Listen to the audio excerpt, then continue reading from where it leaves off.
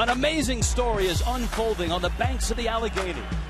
Can a group of young players give Pirate fans their first winner in 20 years? A deep pitching staff has overcome injuries and sports the second lowest ERA in baseball. The Pirates have the best record in the majors. This is not a fairy tale. This is not a drill. Here come the Pirates on Baseball Night in America.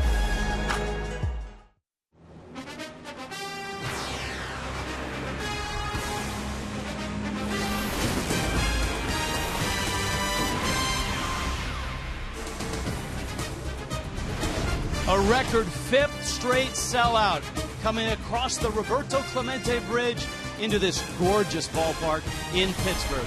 And why not? On Baseball Night in America, the Milwaukee Brewers are in town, and the Pirates, who have won 7 in a row, have the best record in Major League Baseball. And when you've got the best record, you can be loose, you can be confident. Better than St. Louis, better than Boston, and right now better than Texas.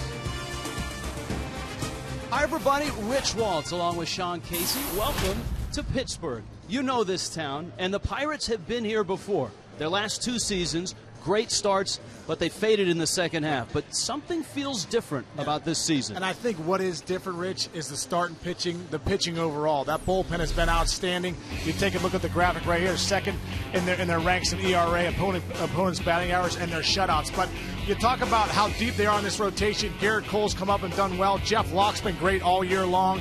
Francisco Liriano, the guy going tonight, has been great. Malanson and Grilli at the back end. It's been a pretty special staff. It's not been a special season for the Milwaukee Brewers. It's been a struggle. When you lose Ryan Braun and you lose Corey Hart, your offense is going to suffer. But a bright spot for the Brewers has been the play of a young shortstop who is having an all-star season, and that's Gene Segura. You want to talk about special. This kid is special. We were talking to Ron Renicky before the game about Gene Segura, and he just said one of the most special players he's ever seen. Gets a chance to watch him every day. He's a very confident player. He's got power to all fields. He hits the ball out of the ballpark the other way. But he was saying, hey, this kid, every night in and night out, he feels like he's the best defensive shortstop in the game. So he's really been the one bright spot for the Brewers this season. Pirates fell behind last night, came roaring back and beat the Brewers. It's Brewers, it's Pirates, it's Baseball Night in America.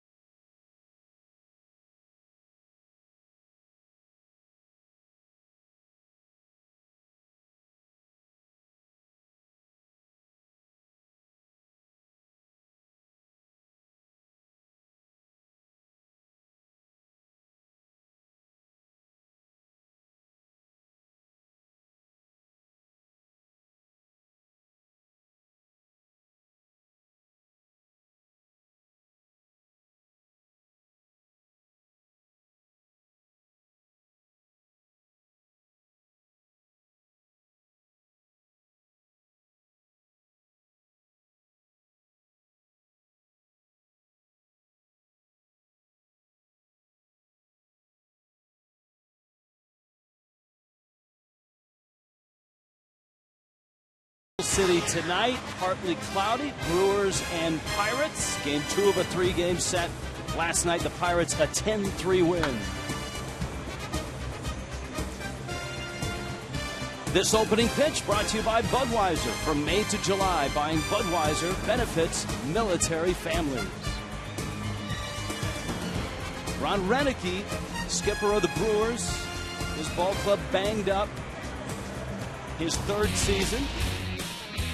And the starting lineup's brought to you by Taco Bell. Sometimes you got to live Moss. He's got some hot hitters in there, especially at the top of the order. Ricky Weeks, a terrific June. Gene Segura, we talked about, an 11-game streak. Carlos Gomez is having a breakout year, a terrific year. Aramis Ramirez with a sore knee, still in there, still in the cleanup spot. Jonathan Lucroy has driven in a ton of runs this year. Yuniesky Betancourt in a shuffle at first base for the Brewers. Sean Halton making his first major league start in right. Logan Schaefer's in left. And Donovan Hand will hit 9th. And Francisco Liriano has had quite a season so far. Well, what's been so special about Liriano so far is that fastball is up. It's up in the mid-90s again, which makes his slider so devastating. And that's really his out pitch. And don't forget about that little changeup he has, too, to go along with. This looks like the Liriano back in 2006. That was in the Rookie of the Year race, was an all-star. And he faces Ricky Weeks, Gene Segura, and Carlos Gomez as we're underway in Pittsburgh tonight. And Weeks takes a fastball that misses away. Weeks did not have the best of Aprils, nor did he have a real good May. But June has been dynamite. You see the average at 236. He's hit in 12 straight, and his numbers in June eye-popping. Liriano misses away, and it's 2-0. I mean, look at the difference between the first 2 months and this month. Yeah, and talking to Ricky Weeks, I said, what's going on? He said, you know what, I'm just trying to see the ball better, drive the ball the other way, and thus you see the 407 in June. And with some damage numbers there, too, with some home runs and some RBIs. And he struggled so much that he almost lost the everyday second base job. Ron Roenicke had to take him out of the lineup some. But obviously there's no taking him out right now. He's got the best OPS in June in the big leagues. Here's the 2-1 pitch. The breaking ball's 2-2. It's a rotation for the Pirates that has had to weather a couple of big injuries. A.J. Burnett, Wandy Rodriguez. That man is a reason everything has run smoothly. That's Russell Martin behind the plate. And the fastball misses away. Having his veteran presence behind the plate, Clint Hurdle told us, is a huge part of the Pirates' success. Well, when they went out this offseason, Neil Huntington and Clint Hurdle said, what do we need? You know what? We need to control the running game. We need a veteran presence back there. And they felt like Russell Martin was the guy. It turns out he's been a big factor of them doing so well this year. And Liriano misses in, and Weeks is aboard. And so the Brewers have their leadoff man aboard here in the first. Pirates defensively. Starling Marte in left. Andrew McCutchen out in center. Garrett Jones is in right. Pedro Alvarez having a real nice run. So is Jordy Mercer out at short. Neil Walker at second. Gabby Sanchez at first. And Russell Martin behind the plates. Andrew McCutchen out in center. Pedro Alvarez at third. Part of this young core of Pirate players. Here's Segura. Gene Segura was a name nobody knew last year. A guy that came over in the Zach Greinke trade. Everybody should know his name now because in New York, All-Star game, he's there. He is going to be at Citi Field, no doubt about it. He will be a household name here if he already isn't real soon. But, when you watch Gene Segura, watch his approach, too. He chokes up on the bat a little bit. He loves driving the ball the other way. I watched him in batting practice today. He goes the other way with such great authority. He's 23, out of the Dominican Republic. Spent parts of 6 years in the minors, coming up in the Angels organization. 104 hits. Weeks, not the base stealer he used to be. Has swiped just 4 this year. But the Brewers will run. Segura's got 24. Gomez with 15 bags.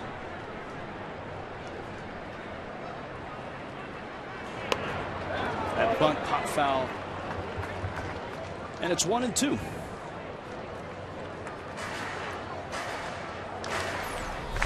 His body of work, single season in Brewers history. Look at what Segura has done already. 11 homers, 24 stolen bases, and 8 triples. That's pretty tall company. I was going to say, you're talking Robin Yount, you're talking Paul Malter, 2 Hall of Famers, and you look at Gomez's and Segura's numbers. They're really having a great year this year for the Brewers. Little tapper, and it's a foul ball. As it is, though, the Brewers come in at 32 and 46, and despite missing Hart and despite missing Braun, it's a ball club that still scores runs. Well, they find a way. Listen, you talk about Gomez, he's electric with his speed. You talked about Segura and his stolen bases. When he gets on base, he makes things happen. A bunch of triples. They've really missed the presence of Ricky Weeks in those first 2 months. He's now starting to swing the bat pretty well. But they still have some guys with Jonathan Lucroy behind the plate. He's an RBI machine. They still have some guys that can swing it in that lineup. Segura right now battling Liriano. Carlos Gomez on deck. Leadoff walk to Ricky Weeks. Last night, the Brewers got off to a great start. They put 3 runs on the board in the top of the first, and they were facing Garrett Cole, the first overall pick of the 2011 draft, who had a terrific start. They had Cole on the ropes, and that 3-0 lead didn't last long. Pittsburgh got 7 in the second and won the ball game 10-3. End of the bat, and it flares into center field. It falls for a base hit. So Segura with hit number 105. That's first in the National League. Well, you don't get 105 hits right now without hits like this. This is a 1-2 pitch out off the plate. Really a good pitch for Liriano. Segura does a great job, though, letting this ball travel, catches it off the end and bloops it into center field. But that really is a good piece of hitting. So a 12-game hitting streak now for Segura. And now here is Gomez. His shoulder still a little sore. He injured it last weekend. But this is a player that has made a great step forward this year. The 27-year-old has always been a tantalizing package of promise, of tools. And the check swing fouls it back. But this is the year, Sean, that he's putting it all together. Well, I think when he first came up with Minnesota, Ron Gardner and their staff wanted him to really pound the ball on the ground, be that speedster guy. And you watch Carlos Gomez take batting practice. This guy has some light tower power, and he always has. And I think, talking to Ron Renicky and Jerry Nairn down there, they were saying that he's changed his approach now. He's looking to be aggressive, drive the baseball with that aggressive mentality. And I was talking to Carlos Gomez before the game, and he was saying having some conversations with Manny Ramirez in the offseason about approach and how to drive the ball in the center of the field. And it's really worked out for him these last couple years. He's slugging .567. I mean, there's a ton of damage there. 18 doubles, 8 triples, a dozen home runs. And he's played terrific defense in center field. And he can do that too, because he's been doing that his whole career, is laying down those bunts. So now you talk about the 12 home runs, the slugging percentage, but he can still lay a bunt down on you and get on base. He leads the Brewers with 4 bunt hits. There are your slugging percentage leaders. Tulowitzki. Top 3 in Colorado. Yeah, no surprise there. Kadire continues a torrid streak. Liriano's 1-2. And he got him to chase. The big strikeout for Francisco Liriano. And a snap throw down to second by Russell Martin.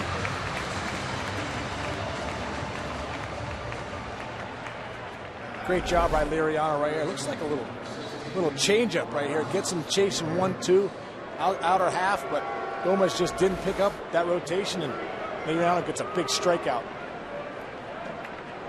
Russell Martin will throw behind runners with success. And here is Aramis Ramirez. The numbers are down for Ramirez, but he is playing through a very painful and bulky left knee.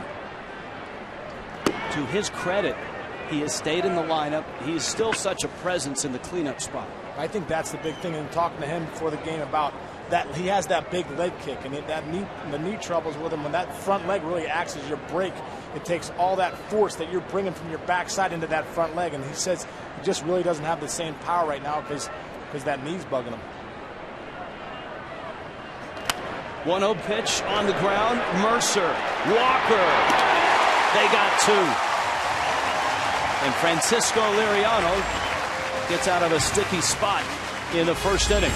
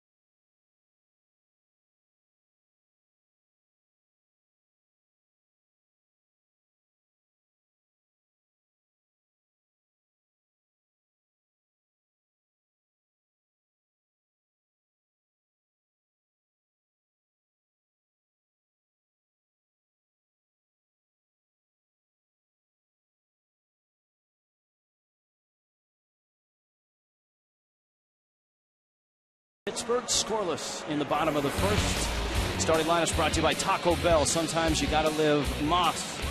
And here come the Pirates. Starling Marte has been outstanding in left. Russell Martin is slotted in the 2 spot. Andrew McCutchen in center field hits third. Garrett Jones in the cleanup spot. Pedro Alvarez will hit 5th. Neil Walker at second base. Gabby Sanchez at first. Jordy Mercer has taken over the shortstop spot from Clint Barmas. Francisco Liriano hits 9th, and they're facing Donovan Hand, who has been in the bullpen of late. With the Brewers short of healthy bodies in the rotation, Hand makes his second start. Yeah, I'm talking to Rick Krantz before the game. The Brewers pitching coach talks about Donovan Hand having that good sinker, but the equalizer for him has been that big overhand curveball. And he pours in a strike to Starling Marte. Well, we were talking about a breakout year for a guy like Carlos Gomez. For Marte, a young Pirate coming up, this has been a terrific start. He's just 24. Drives it to center field. Gomez back and now in, and he makes the catch. Brewers defensively, Logan Schaefer out in left field, Carlos Gomez in center, Sean Halton, first major league start in right, Aramis Ramirez at third, Gene Segura at short, Ricky Weeks at second, Yudieski Betancourt is at first base, and Jonathan Lucroy is behind the plates. Brewers have had to patch holes in the outfield. You've got Halton out there in right. They've had to mix and match it at first base with Juan Francisco and Betancourt. Betancourt getting the start tonight. Here's Russell Martin. Martin with the bat in an 0 for 14 right now. But a versatile guy. You can hit him in a lot of places in the lineup.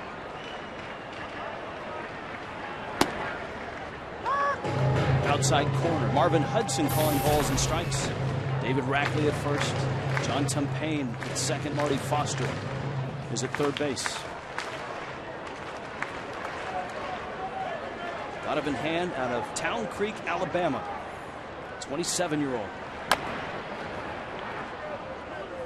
He was a starter up until 2009 and then was mainly in the bullpen in the minor leagues. But the curveball you talked about in winter ball gave him that third pitch that you need as a starter, and the Brewers all of a sudden feel like they may have something. I think the biggest thing up here in the big leagues is you got to have 3 pitches as a starter, and really that equalizer, if you can have a really good changeup or a really good overhand curveball, and he developed that at winter ball.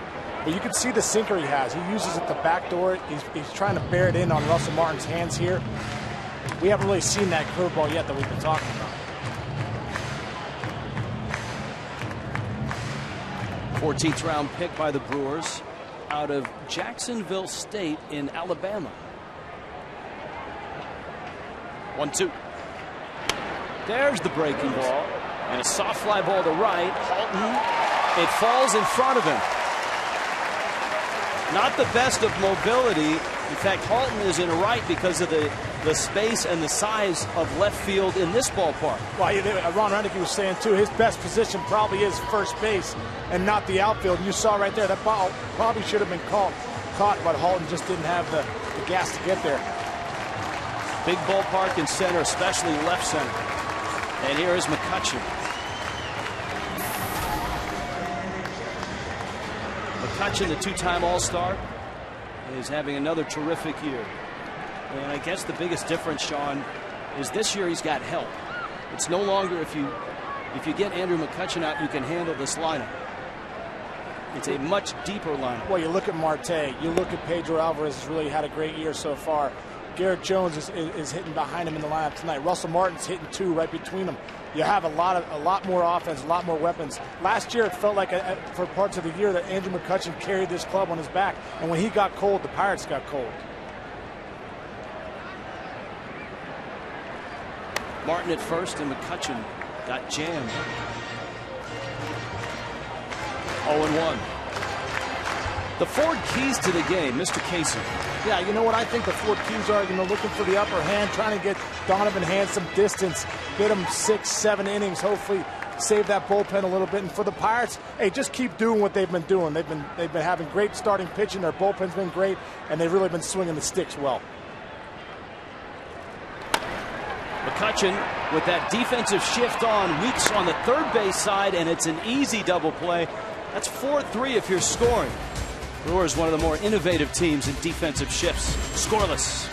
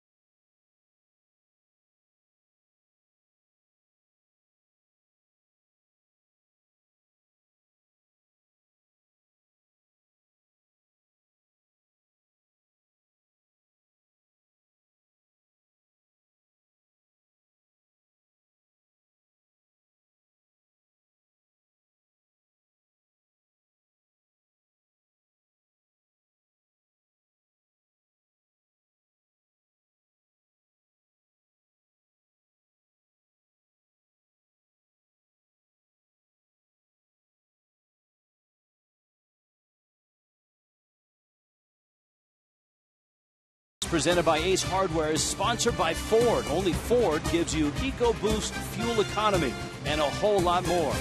And by Taco Bell. Sometimes you gotta live más. on the banks of the Allegheny. Gorgeous downtown Pittsburgh. Baseball night in America. The best record in baseball, the Pittsburgh Pirates. And they did it last night by beating the Brewers decisively. They come in with a 7-game win streak.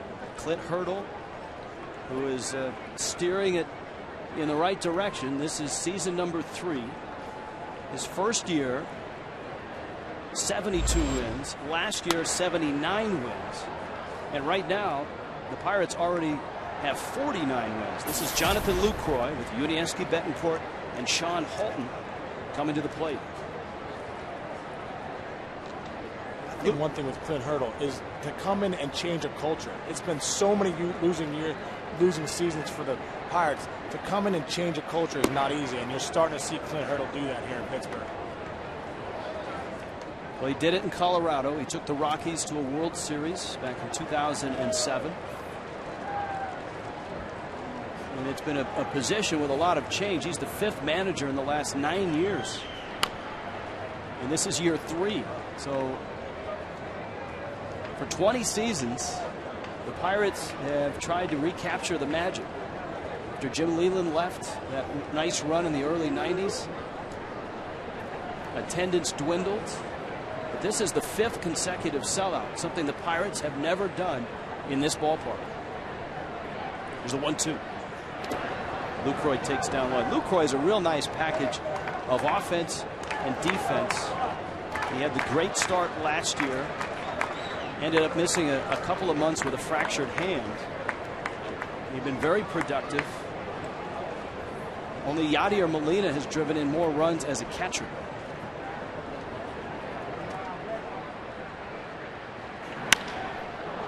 And he takes a 2-2 pitch out to left center field. McCutchen into the sunshine.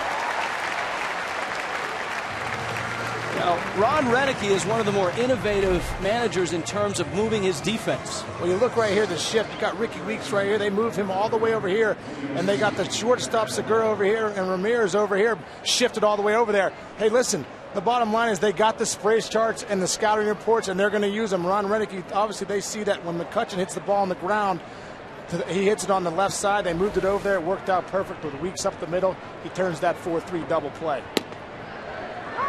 Here is Betancourt. Betancourt getting the start at first. Now, Yuniesky Betancourt and Juan Francisco have been playing first base. Neither had played a game at first base in their career before the season started. But with the injury to Corey Hart, and certainly the Brewers got awful news a couple days ago, and that Hart has to have surgery in his other knee and will be out for the rest of the year. They've really had to try to patch it together at first. It's the one spot they really haven't got a lot of production from first base. I mean, Corey Hart has been so consistent there the last few years, and then you have to put in Betancourt and Francisco, and they've hit combined, I think, under 200 this season, and that's really been a tough spot for Ron Renneke in that lineup.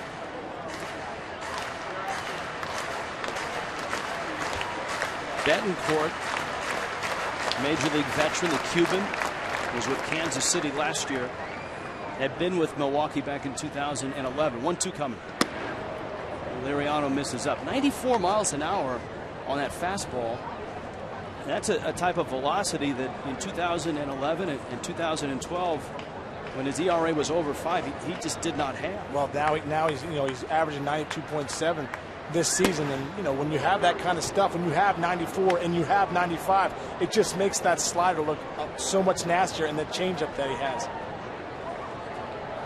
An odd injury in December. He fell and broke his non-throwing arm.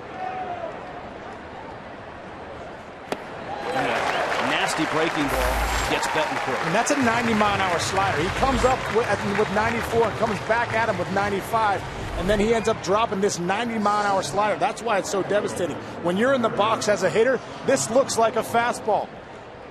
And I think you look how far out in front Betancourt is. He's way out there because he thinks it's up, and it's not. It just drops off the table on him. So 2 outs. And here is Sean Halton. And Halton making his first major league start. He does have his first major league hit, and he got that as a pinch hitter. And he smacks that one into left field. So Halton is now 2 for 3 as a big leaguer. No, the great thing for Halton is when you get opportunities, especially when you get spot starts like this to start in right field, hey, you got to make the most of them. When you look over at the Pirates with a guy like Jordy Mercer who's made the most of his starts. Sean Halton's starting to get Ron Renicke's attention with hits like that. And that's what Renicke said today. There are guys in the outfield, guys in the rotation that are getting opportunities to win jobs, to impress people. And Halton with a 2-out single. Logan Schaefer now takes a strike. Schaefer has been scuffling at the plate. He's 4 for his last 39. But he has put up very good numbers climbing up the ladder in the Brewers minor league system. Not an easy task tonight, too, with Schaefer facing Liriano. He's pretty tough on lefties, especially with that slider that he has. He tries to get up on you with the fastball and puts lefties away with that slider. With that last pitch, an illustration of something the Pirates haven't had in a while, and that's a guy behind the plate who will smother balls in the dirt. Russell Martin, a Gold Glover. Tapper out towards second. Walker to first. And Francisco Liriano looks sharp through 2. Scoreless in Pittsburgh on Baseball Night in America.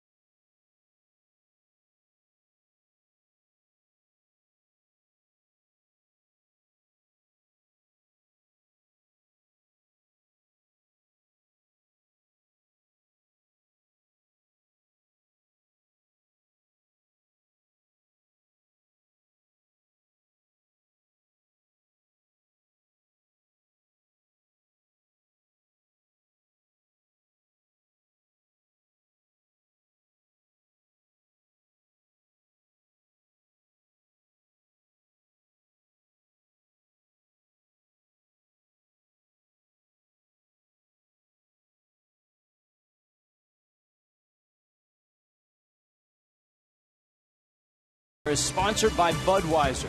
America's beer supports America's hero. In Pittsburgh, Point State Park Fountain. It's right where the 3 rivers meet. The confluence. Monongahela, Allegheny, and Ohio. The only reason I know is because I'm from here. That's not the only reason. Come on. You have Would you know that? You have a nice baseball history in this town. Yeah. Rich Waltz along with Sean Casey. As the Brewers and the Pirates are scoreless in the bottom of the second. Garrett Jones in the cleanup spot for Pittsburgh. Pedro Alvarez and Neil Walker against Donovan Hand. Sean talked about the need to stretch Hand out. Now he's been a middle reliever, and they got as much as they could out of him in his last start against Atlanta. 4 2/3 of shutout ball. He gave up just 2 hits. As the Brewers beat the Braves.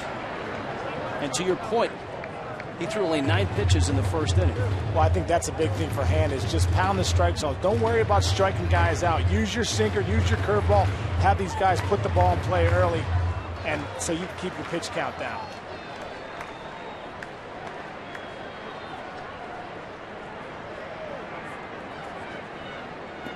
Garrett Jones, we talk about young players for the Pirates. Jones is one of the veterans, a 32-year-old who had a 27 homer year last year.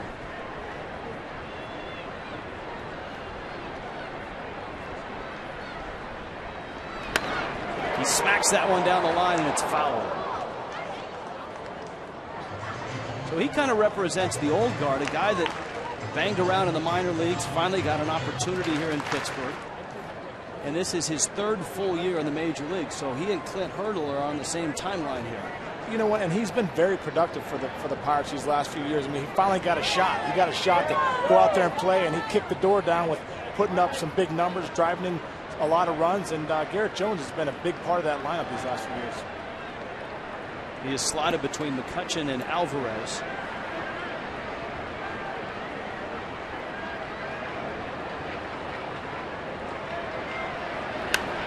High fastball, and Hand out in front 1-2. And the Brewers rotation have had a nice year from Kyle Loesch ERA wise, but he's just 3-6. Loesch gets the start tomorrow. Giovanni Gallardo, a game under 500. Last night they got a look at Johnny Hellwig, who came over with Gene Segura in the trade from the Angels. And Hellwig did not have the best of starts. But I think Ron Renicky felt it was major league debut butterflies, and they expect good things out of him as well. 6'9" with a good tilt, as they say, and good run on his fastball. Well, it sounded like he had the nerves going last night, Hellwig, and he came to Ron Renicky's office and said, listen, that won't happen again. My next start, I'm going to go out and get somebody. And I think for a manager like that, you'd like to hear young players say that. And he said they're going to see the good stuff next time. Yeah.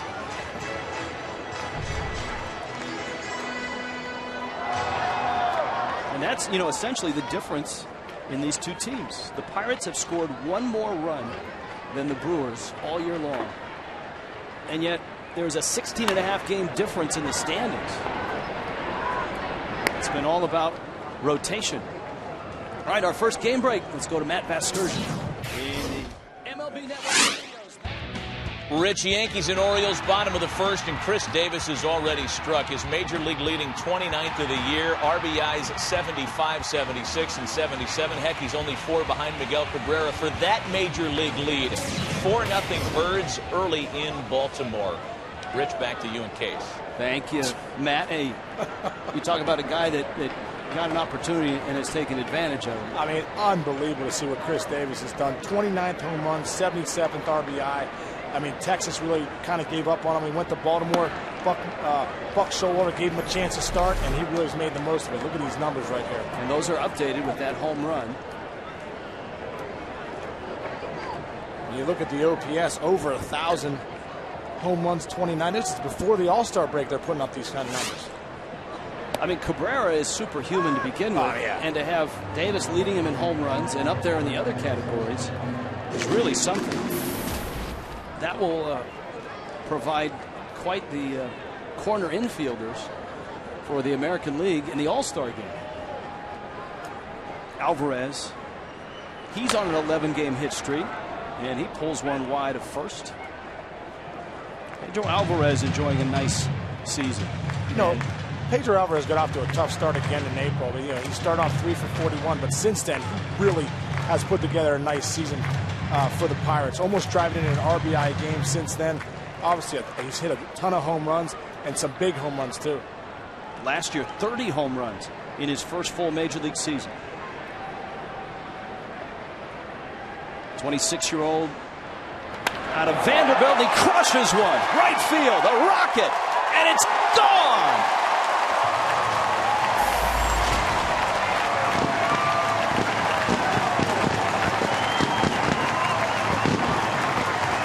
Not quite a splashdown, But a bolt on a 1-2 pitch. The Pirates are on the board first. Hand tried to bear this one in and try to bury a sinker right there. It just came out over the plate where Pedro Alvarez was really able to get his arms extended. Absolutely crushes that ball out into the... Did it go in the river? I know it hit a tree, it looked like. Had it not hit a tree, it might have gone in a river. And so Neil Walker comes up, and the buzz going around the ballpark. Let's check it out on Splash Cam.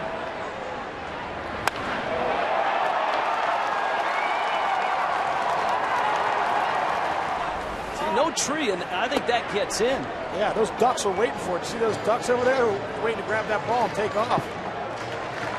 Now, Garrett Jones is the only Pirate to hit the water on a fly without a bounce. Alvarez one-hopped the water on a 462-footer earlier this year.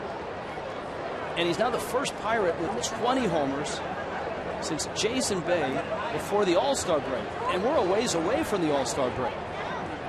I mean, that's what this guy's capable of. I mean, when Neil Huntington drafted him, they knew that he would have this kind of power, and he's really starting to live up to it. Walker tries one in the gap, left center field. Gomez and Schaefer, and it's Schaefer. Now in Splash Cam, we couldn't quite see if it got the water. But further investigation yields this. There it is. Got him to dive in. That lady wants to dive in and get that ball. Anytime you can get in the river, that's an absolute bomb. It extends his hit streak to 12. And Alvarez has given Pittsburgh a 1-0 lead. Gabby Sanchez up now for the Pirates. And he takes a strike. Sanchez, 3 homers this month.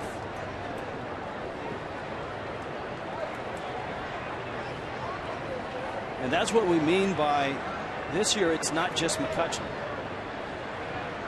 Last year, Alvarez had a nice year. You've got Marte at the top of the order. Sanchez thrown out. And the Pirates are on the board. A long homer from Pedro Alvarez. And Pittsburgh, a 1-0 start. Baseball Night America returns after a word from your local Fox station.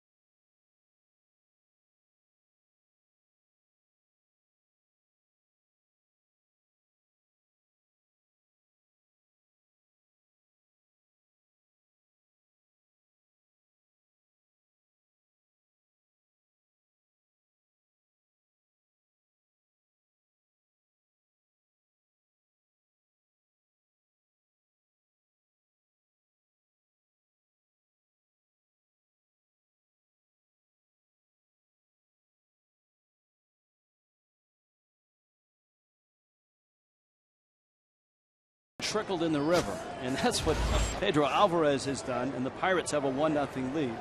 Francisco Liriano goes back to work in the third, and Donovan Hand leads it off. One of the fine young pitchers for the Pirates, Garrett Cole, the first-round pick out of UCLA, joins us now. And I know your buddy A.J. Burnett wants to make this a tag team effort. A little roller wide. First, what do you think of that Alvarez home run? I mean, he smashed it. It was crushed. We knew it was out right off the bat. And you've walked into a real nice situation. You've walked into a ball club that is confident, that is playing well. Yeah. But at the same time, that has desperately needed you guys. I mean, with A.J. and Wandy Rodriguez on the disabled list, you've stepped into a real nice spot. Yeah, I mean, you know, we have a great team and we're playing great baseball right now, and you know, I'm just happy to be here and, you know, happy I can contribute. Hey, you got guys like A.J. Burnett on that staff. I know. I love A.J. Hey, have you picked his brain yet a little bit about, you know, how to succeed up here at the big league level? Yeah, I mean, he's been working with me a little bit on the curveball and, you know, just how he prepares for how he prepares for starts, and you know, he's the leader of the clubhouse, and you know, he's just fun to be around. Are you thinking about maybe getting some of the tattoos? He's got some nice tattoos in his arm. Are you thinking about maybe getting some of those? I don't think I'll be getting any ink anytime soon, but you know, AJ's got quite a few pieces of artwork around, so. Hey, tell us about your start last night, because you came out and gave up 3 runs in the first, but you didn't blink. Your ball club came back and got you 7 in the second, and you really settled into the game. Yeah, I mean, I'm just fortunate that you know, we were able to swing the bats like we did, and you know, play defense. I can't stress enough how important it is that, you know, the guys make plays behind me, and you know, I'm just fortunate that you know, we've been able to score some runs every time I go out. Ricky Weeks cracks a ground ball to short. Jordy Mercer makes the throw. Now, it's been a very special couple weeks for you. You get to the big leagues. You've had a great start. You're 4-0, the first Pirate since 1907, and your UCLA Bruins are national champs, and that's pretty special, isn't it? Yeah, it is. It's the first time for the school, and you know, it's well overdue. We've had a lot of great players come through, and you know, it's just real special for Coach Savage and you know, all the players over there. Gene Segura now, and he takes inside. Now, how do you attack Gene Segura, who is leading the National League in hits? I mean, you kind of just hope he hits it to somebody. Keep it down, keep it in the park. I don't know. I didn't do too good of a job with him last night. I'm sure Frankie's got him. Good sharp slider. Hey, Garrett, your first start here at Pittsburgh, you got an ovation before you even took the mound as you were walking out there. How cool has it been the way this crowd in Pittsburgh has accepted you? I mean, I just can't say enough about how much the fans are supporting us and coming out. This is another sellout tonight, and you know, it's a big series for us, but I mean, they've just come out so much, and you know, it's been exciting, the atmosphere they create for us. This ballpark has never had 5 consecutive sellouts until tonight. Segura takes a fastball inside part for a strike. How has Russell Martin helped your transition here in the big leagues? You know, I'm fortunate to have Russ behind the plate because he makes things simple.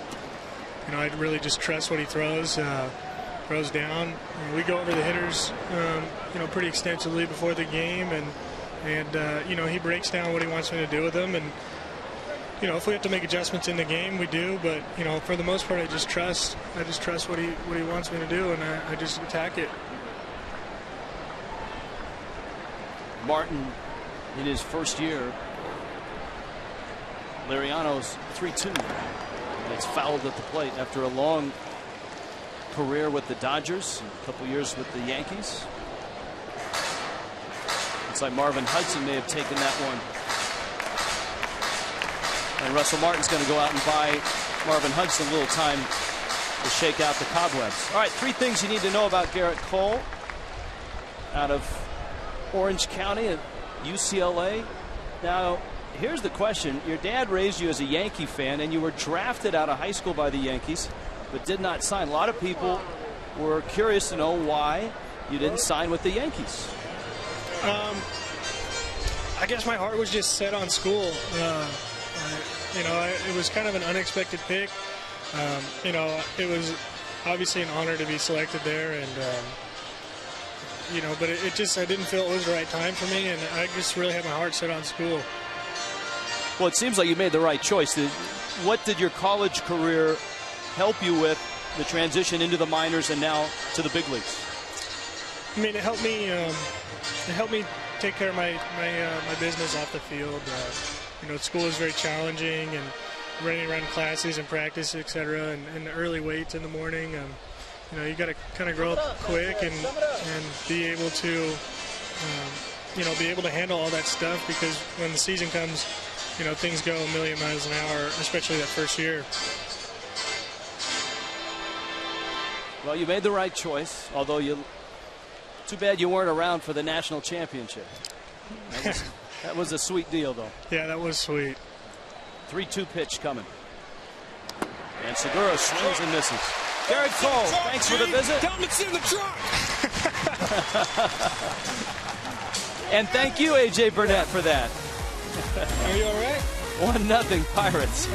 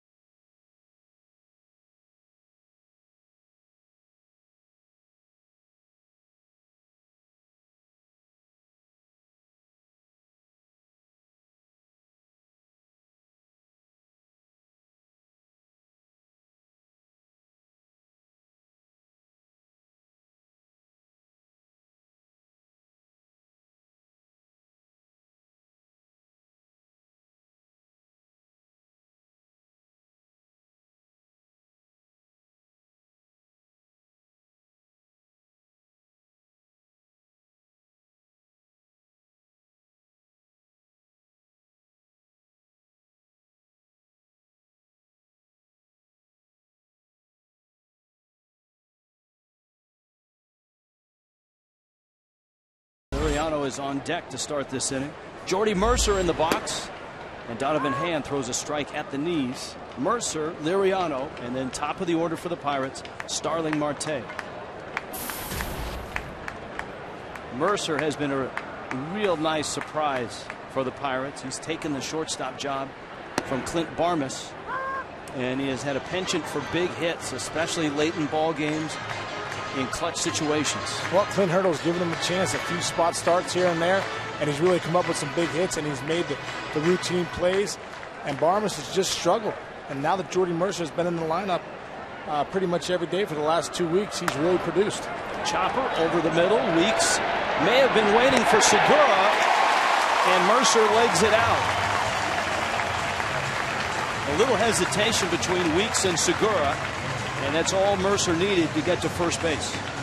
A little miscommunication right there. I think Ricky Weeks thought that Segura was going to come over and get this ball. Obviously having the better angle, throwing with his momentum going towards first base. But you see Reed stop right here, and that little hesitation right there allows Jordy Mercer to be safe.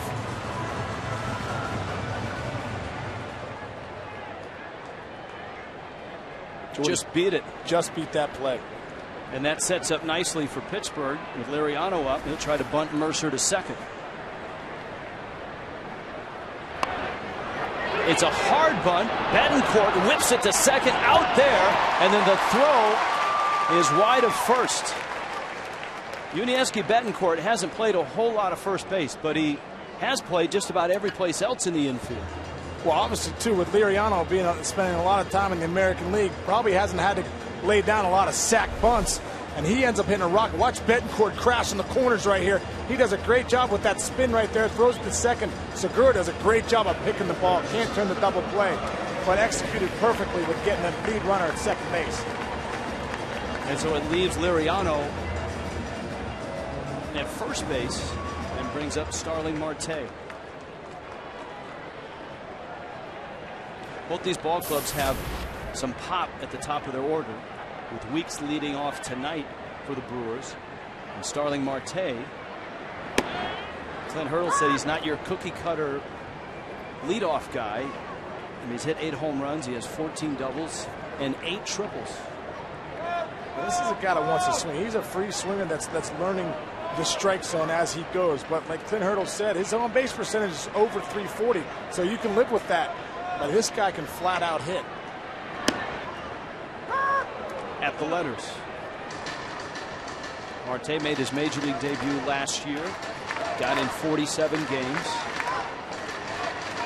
He, along with some of the other young Pirates, had terrific numbers in the minor leagues. A career .303 average climbing through the system. Takes a breaking ball and drills it center field. Gomez on the run. He won't get it. It's over his head, and it takes a weird bounce. Late start at first by Liriano, and he's just now arriving at third base. And Marte has his 15th double. We put a charge into this one. This is a pitch that's just left out over the plate. And Marte really gets his arms extended and barrels this thing up. And you can see right there, he has a great job of getting that load, waits for that pitch, and rockets it over Gomez's head. Now, Gomez plays a great center field. That's how hard this ball was hit. Liriano looks like he's never been out there before. This might be the first time he's ever run the bases. So he was like, that was foreign territory for Liriano. He didn't know what to do. Carefully picking his way around second base. He has never scored a run in his big league career. So this is a big moment for him. He's 90 feet away from a major league first. What if he has to tag up right here? Is he going to know what to do?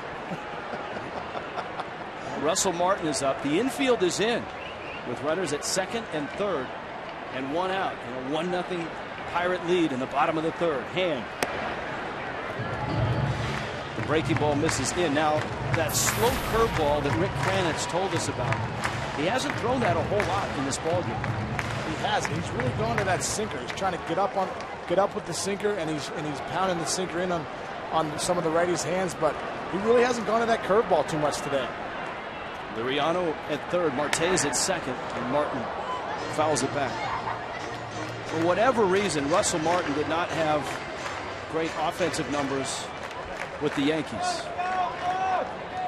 And coming over here, obviously he plays a much different role. He hit .211. He did pop 21 homers.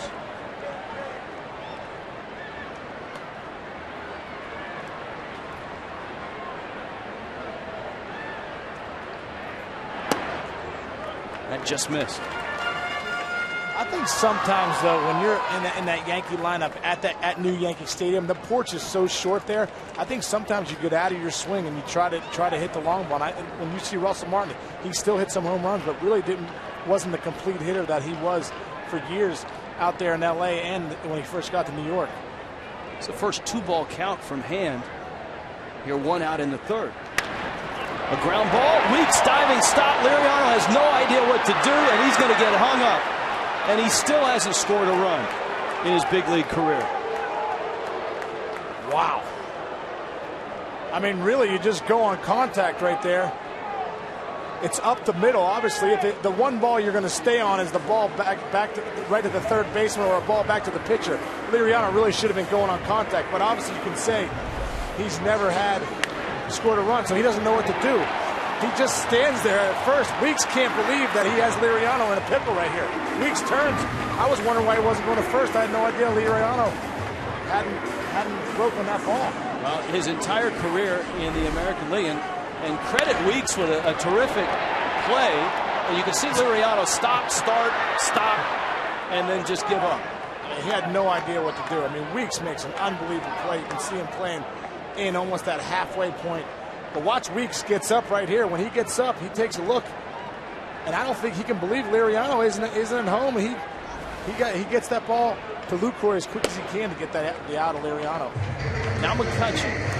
And if the Pirates are going to get anything out of this inning, McCutchen either has to drive him in or keep the line moving. He bounced into a double play.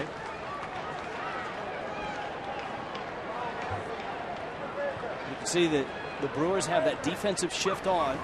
Runner goes, swing and a miss, no throw to second, and a stolen base for Russell Martin, his fifth. Well, two things about Liriano really playing in the American League. That bunt that he laid down really was a rocket to bet. That Betancourt got the lead runner, and then he didn't know what to do when he got on the bases. So he counts 1-1 to McCutchen. Marte at third base and Martin at second.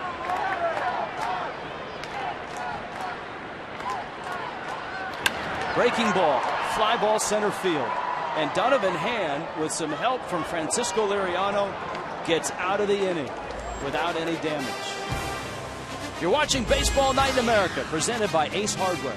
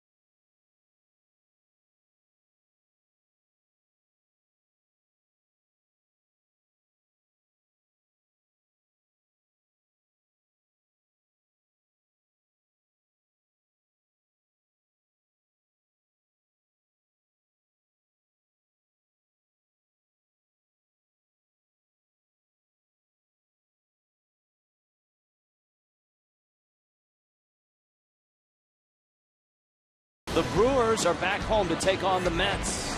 Or you've got Phillies and Braves. Baseball Night in America next Saturday.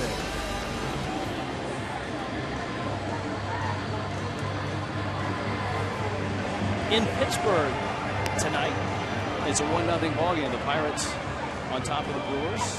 Giovanni Gallardo, ace of the Brewers staff, joins us now. Hi, Giovanni. How are you? Good. How about you guys? Good. All right. Now, as a pitcher, watching Francisco Liriano on the bases, now you're a guy that hits home runs. You're comfortable out there on the bases. You're a good bunter when you're called upon to do it. But he's been in the American League his whole career. You need to give him a few pointers. Well, you know, it's definitely not easy. As he said, it's kind of got caught there in the middle. Hey, I've been there myself, though. I'll tell you that. It's not as easy as it looks. It's where a lot of these guys, they run the base as well. It's kind of fun to watch them. Carlos Gomez at the plate, and the pitch is fouled back. It's been a challenging season for you and the Brewers. At 32 and 46, you're without your two big bats in the middle, without Ryan Braun, without Corey Hart. This guy, though, has had a real nice season. Tell us what you've seen with Carlos Gomez this year compared to years past. You know, he's willing to hit the ball the other way. You know, he's making contact. Obviously, he's got unbelievable power. He's like you've seen it. You know, he connects one, hits it a long ways, but. You know, it's not easy. There you go. And he drills it in the gap, left center field. Pitcher goes third. Into the corner. Let's see if you're right. Gomez around second. He's headed for third. And Carlos Gomez has got a triple. His 9th to lead the majors. Yeah, like I said, I mean, he's hitting mistakes. You know. He looked a lot better here than Liriano just did. I mean, obviously, we always think of Gomez as this speedster, but this is the power he's shown this year, that gap-to-gap power, and this guy can still fly. Milwaukee has 31 triples, most in Major League Baseball. Segura with 8, and now Gomez takes the lead with 9. Starling Marte of the Pirates has 8 as well. And the Brewers with an opportunity to tie the ball game here. Leadoff triple. Aramis Ramirez with Lucroy on deck, and Liriano throws a strike. Giovanni, Aramis Ramirez is playing with a sore knee. I think everybody knows that. You really have to respect him. He still goes out there every day. He's still a presence in the lineup. Yeah, I mean, of course, you don't think he's had a good career. You know, like you said, it's not easy when you're not 100%. But for him to be out there every day and you know, just playing hard, it shows a lot. It shows a lot for the other guys in the dugout and in the clubhouse. You know, especially the younger guys, which you know, like I said, I mean, it's not always going to be easy. Speaking of the younger guys, you know, you're in that rotation. You guys have had a few young kids in that rotation. You're the wily vet right now, Giovanni. You know, what advice have you had for them to get through this type of season? You know, it's obviously like the main thing is, you know, just trusting your stuff. You know, going out there. I mean, the guys that we have, they're good pitchers. They have some pretty good off-speed pitches, command the fastball, and you know, just with Peralta and Hellwood yesterday, I mean, I think it's just a matter of, you know, learning each time out and keep getting better. Aramis Ramirez striking out. He lost his bat. The crowd reacted. That's a big strikeout for Liriano, who goes after Lucroy. Jonathan Lucroy has been the right guy in this spot for the Brewers this year. He's driven in 42, 40 of those RBIs as a catcher. Infield comes in with 1 out. Bouncer up the middle. Runner comes home. Walker's throw out at the plate.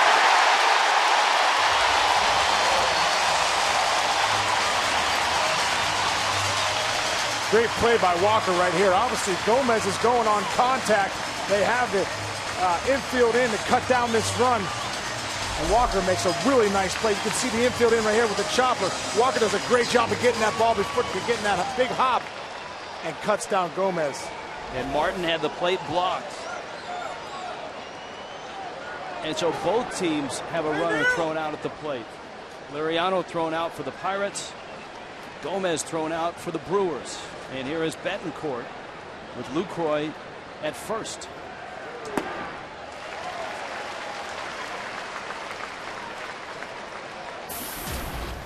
Oh and 1. Giovanni Gallardo with us. 12 career home runs. And that's got to be a source of pride. That's most among active pitchers in Major League Baseball. Yeah, I mean, it definitely is. You know, like I said, I enjoy swinging the bat. You know, every time you go up there, get an AB, just try to get the most of it.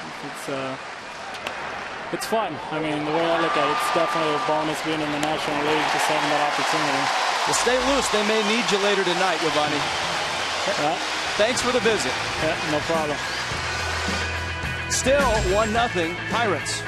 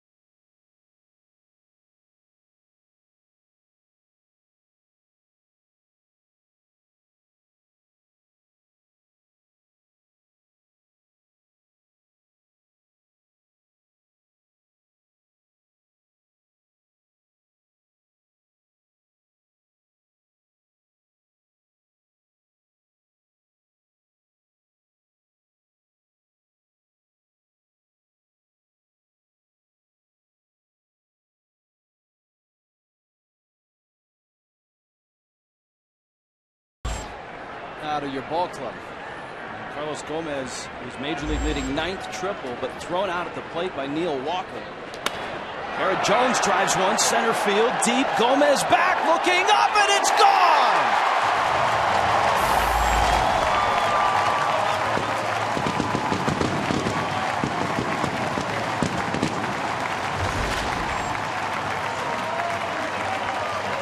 Garrett Jones, 2 solo homers, and a 2-0 Pittsburgh lead.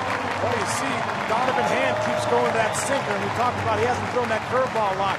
When you start seeing him your second, third time around, Garrett Jones gets his first pitch sinker down right in his wheelhouse, down and in, and does a great job of staying on that ball and driving it into the bushes. 410 feet for Jones. The man at the plate hit one 445 feet into a tree right on the banks of the Allegheny. There's that first pitch curveball right there, 69 miles an hour. Not coming back with that sinker first pitch, because obviously the Pirates are starting to see a pattern here with Hand. Pedro Alvarez has hit in 12 straight. He's got 20 homers. First time all night he's doubled up on that curveball. 69, 68. All right, if this thing doesn't hit the tree, and it's measured at 445 to the tree, it may get in the water cleanly.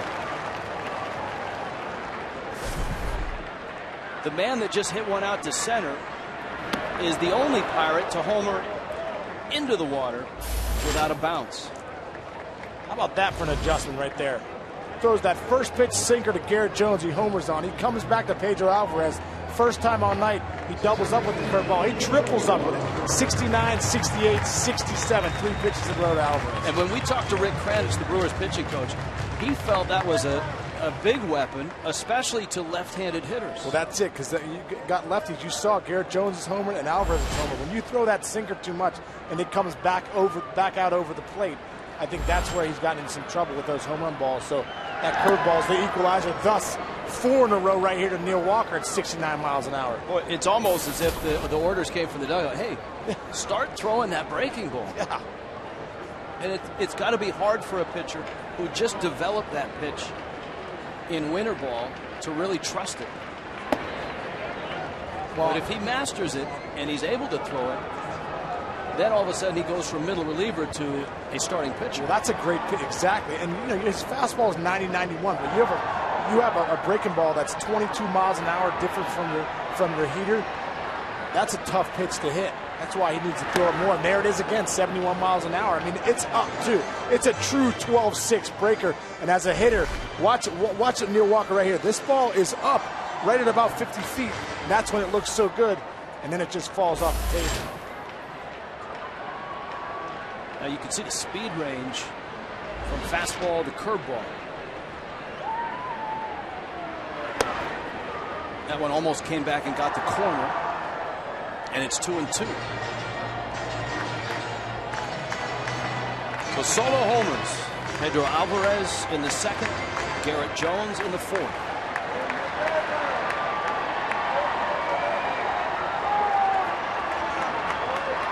And a 2-2. This time Walker was on the breaking ball. If there's any Pirate in uniform that knows the plight of this franchise, it's Neil Walker, who grew up in this area. 27 years old. He was in the organization since 2004 as a first-round draft pick. So he knows that it's been 20 years since the Pirates have had a winner. He's the pride of Pine Richland out there. And, you know, obviously he's a Pittsburgh kid. You know, we talk about the biggest thing about these guys losing for over 20 years. There's all been a whole generation of kids that have grown up that are now in college that have never seen a winner in Pittsburgh. This city's really starving for a winner, and it is a big baseball city. Everyone talks about the Steelers, but they love the Pirates here in Pittsburgh. A lot of rich history in this organization. First 3-ball count for Donovan Hand in the ballgame. 8th pitch of the at-bat coming to Walker, who came to many Pirate games as a kid growing up. His father, Tom, a big league pitcher. Pulls that ground ball, and Weeks flips it to first. Tonight's telecast, presented by Ace Hardware, is sponsored by MasterCard, preferred card of Major League Baseball since 1997. And by Chevrolet, find new roads. What a great shot. Looking right down in one of the jewels of Major League Baseball. This ballpark built right on the banks of the Allegheny, the sweeping view of downtown. I remember watching games and even calling games from Three Rivers. Gabby Sanchez takes a strike. The shame of that ballpark was you couldn't see out. You couldn't see the downtown. It's a beautiful city. I think people still think Pittsburgh's a steel city. This is such a beautiful city. You got the Roberto Clemente Bridge there. The buildings that are there are beautiful. It's a great city. There's a lot to do in this city, and you know, it's good that they're getting some national exposure now because the Pirates are playing so well. There's the Gateway Clipper going under that bridge. It's a fun. And of course, that's the Clemente Bridge, which is closed to traffic on game days and game nights, because a lot of people stream across it from downtown into the ballpark. Diving stop, Segura smothers on his feet, and that's why Ron Renicky says he's the best defensive shortstop in the National League. Well, Pedro Alvarez put one off a tree. Garrett Jones hit a bush. 2-0 Pirates.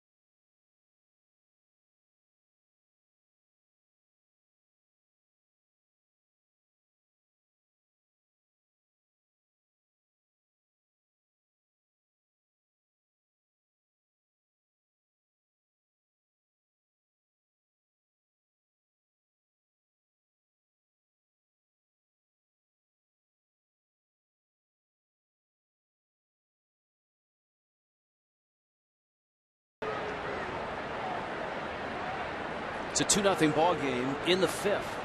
The Pirates with a pair of solo homers. Francisco Liriano trying to make that stand up. Misses outside to Sean Halton, who singled the left back in the second inning. The home run hitters, Alvarez and Jones. That one popped foul, backing out of play. Halton getting the start in right field. This is his first major league start. He played at a little known but very powerful baseball school in Idaho, Lewis and Clark State. Always one of the very best NAIA schools in the country.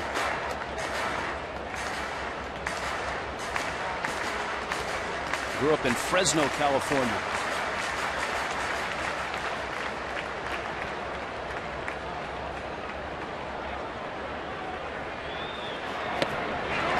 And Liriano gets him.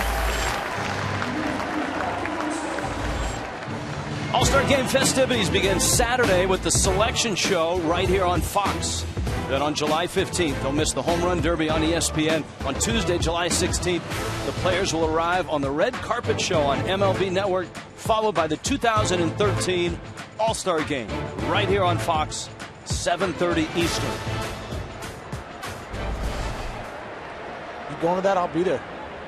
City Field. You got a couple days off. You got an extra ticket? I'll see if I can work something for you. A bunt. Alvarez has it and just gets speedy Logan Schaefer. Great play right there by Alvarez. You know, sometimes he gets overlooked with his glove, but he plays a pretty good third base over there. He does a great job on the charge. Now watch this bare hand right here. Gets around the ball, and he's just going to sling it from right there. He's going to stay down, take that next step. That's what you work on so many times in spring training and throughout the year, practicing that play. But he hits right on the money right here. Logan Schaefer can get down that line, too. Bang, bang play. And Liriano has 2 quick outs here in the 5th.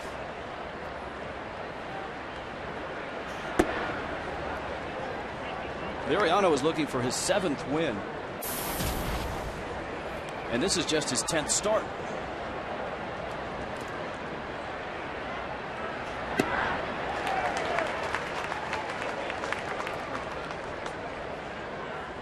.63 pitches. His most stressful was that first.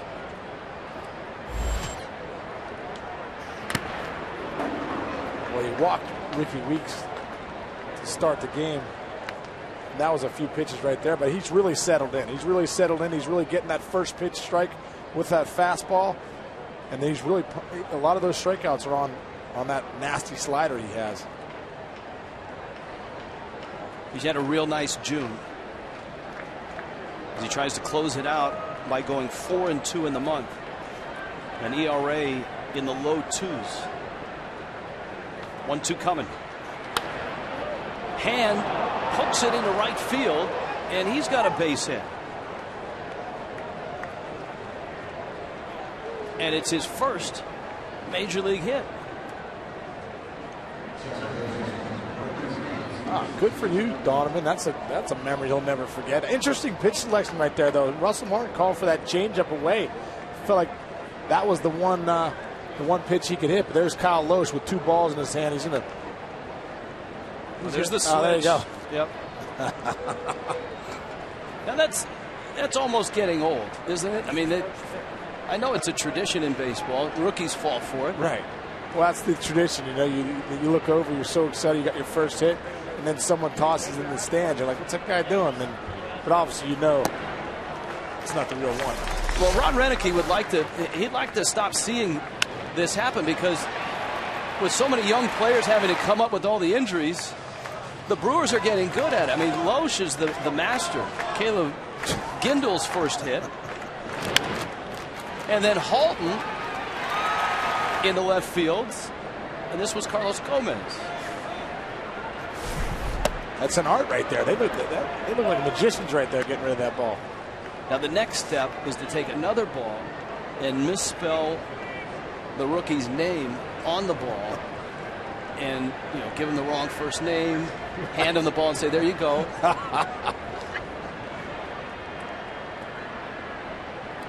1-1 to Weeks. Spell his name S-H-A-W-N. Yeah.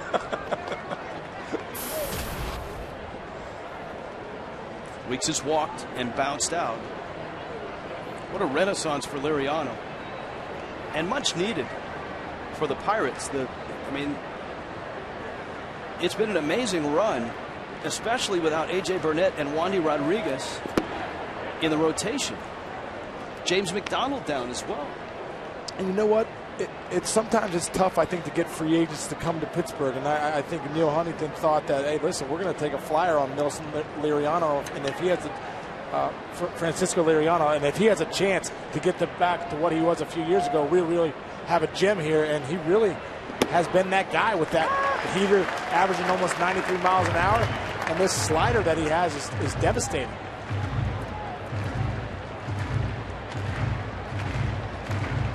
He's 3-2 on Ricky Weeks with Donovan Hand at first.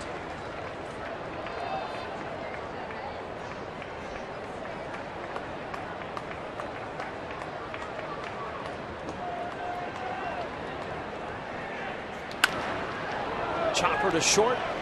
Mercer on to first in time. The Pirates have the best record in baseball, and they have a 2-0 lead over the Milwaukee Brewers. And they've done it with a long ball from Pedro Alvarez and Garrett Jones.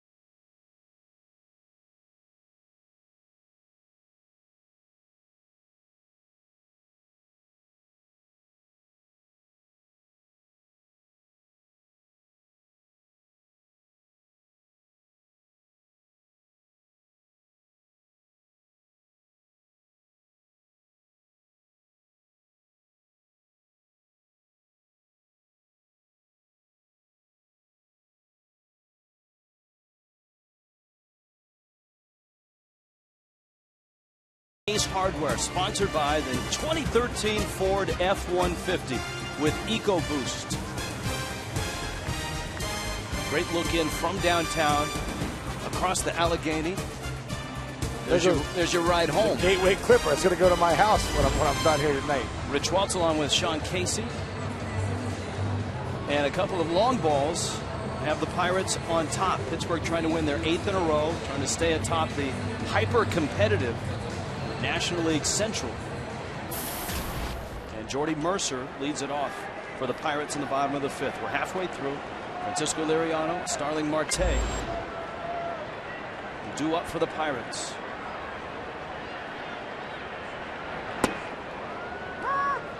The division, I mean, you think about the Central. The Pirates are 49-30. The St. Louis Cardinals won today. They beat Oakland 7-1, so the Cardinals are just a half game back. And of course, you've got the Reds. Cincinnati is trailing 2-1 to Seattle. But those three teams have really separated themselves from everybody else. We're talking about three of the best teams in baseball, top to bottom. And you look at the Cardinals, the Pirates, it's amazing that they've been so good all year and are just in first place now because the Cardinals have been so good. Here's the 0-2. Mercer bangs one off of Hand, who flips it to first in time to get the Pirate shortstop. And no offense to the Houston Astros. You see the trainer for the Brewers coming out to take a look at Hand and just make sure he's okay. Ron Renicky is out as well. Here's a full speed look at this comebacker. Looks like it might have caught him in the hand. No pun intended. Well, Renicky wants to make make sure Hand is all right. And he seems to have convinced the trainer that he at least is able to throw some warm-up tosses.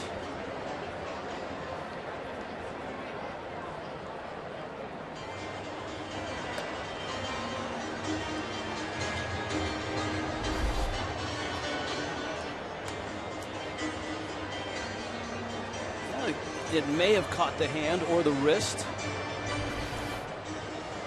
And he's going to stay in the ball game. Let's take a look at the Fox Sports 1 pitching comparison presented by Fox Sports 1, America's new sports network, coming this August.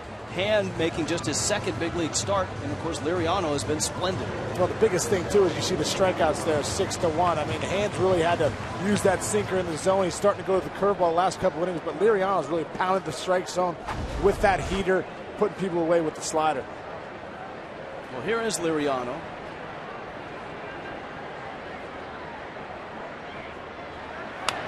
Liriano takes a swing and he fouls it back. Now, the last time he was up, first he tried to bunt, and that didn't work so well. And it went downhill from there. Well, that was an absolute rocket right there. They didn't look good, but they're right here. This is an adventure. He doesn't know whether to go or not go. Then he ends up taking off, and this is the one right here. Russell Martin hits the ball here. Weeks dives for it. Liriano should be going on contact. As soon as that ball is put in play, he should have gone, and he ends up getting in a pickle there and getting thrown out at the plate. You could tell he hasn't been on base much. He was 90 feet away from his first major league run, Sean Casey. That may never happen again. He could smell it. I think the only way he's gonna score if someone goes bridge, and he's involved in a 2-run homer. Well, for this ball club, that's bound to happen. Yeah. I mean, especially you got Marte in the leadoff spot. Martin's hitting second. If he's still on base and McCutchen gets up there, there's a good chance of that happening.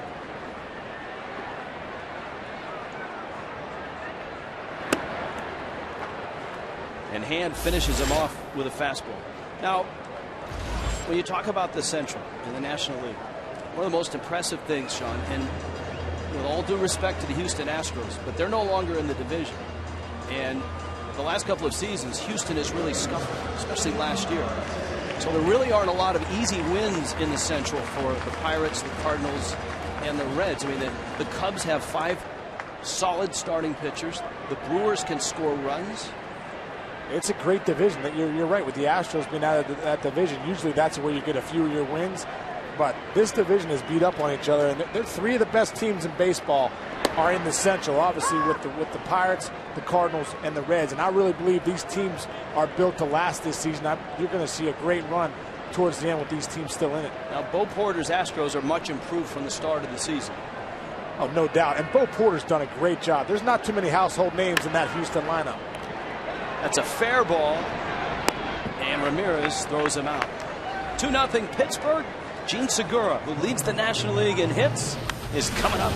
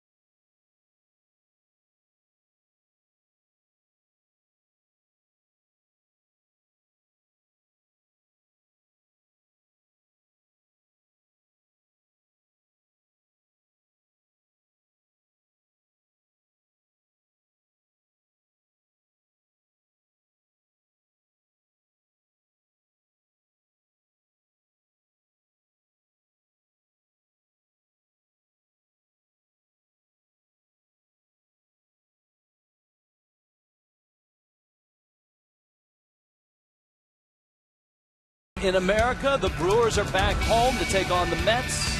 The Phillies host Justin Upton and the Braves. Or you've got Dodgers, Giants, White Sox, Rays, or Astros and Rangers. Fox's Baseball Night in America begins next Saturday, 6:30 Eastern, starting with the MLB All-Star Game Selection Show. And I'm here to tell you, the Pirates have a 2-0 lead. And when they announce that All-Star team in the National League, Gene Segura's name will be on that list. He has had a terrific start to 2013. He leads it off here in the 6th. Carlos Gomez, Aramis Ramirez will follow. Segura extended his hit streak to 12 with a single in the 1st. Liriano struck him out in the 3rd. And the renaissance of Francisco Liriano continues here tonight in Pittsburgh. Liriano last year with the Twins was 3-10 with an ERA of over 5, and then with the White Sox his ERA was 5.40. He split his season between the two.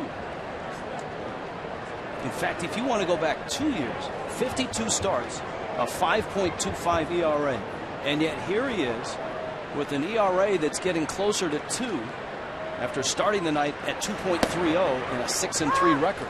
Well, I think, you talk about his fastball averaging 92.7 miles an hour this year. And he was talking earlier in the season about how in winter ball he started going over the top a little bit more and found that mile per hour was up there. And I think the biggest thing with Liriano is when he has that slider working with the miles per hour being around 93. I mean, that's where you see how devastating he is. I faced him in 2006 when he was throwing like this, and he was one of the best pitchers in the game.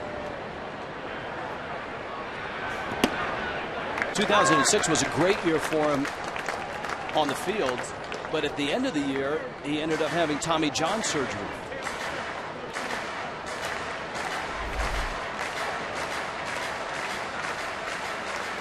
You see him right here drive with that front side, but watch the arm angle, how he's more over the top.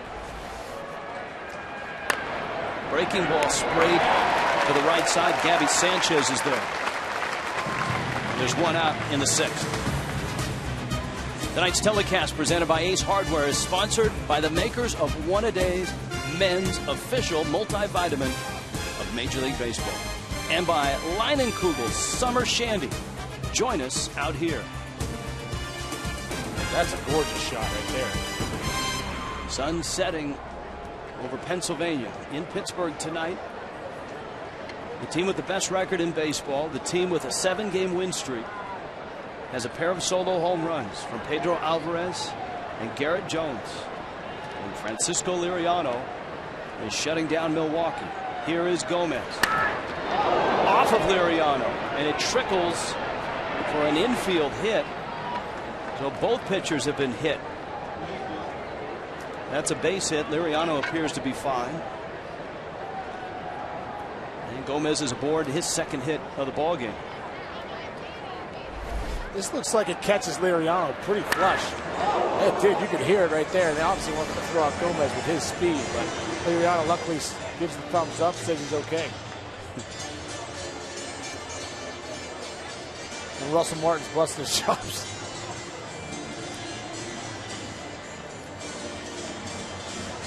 It's one of the most amazing stories about the Pirates is the fact that their rotation has undergone so many changes.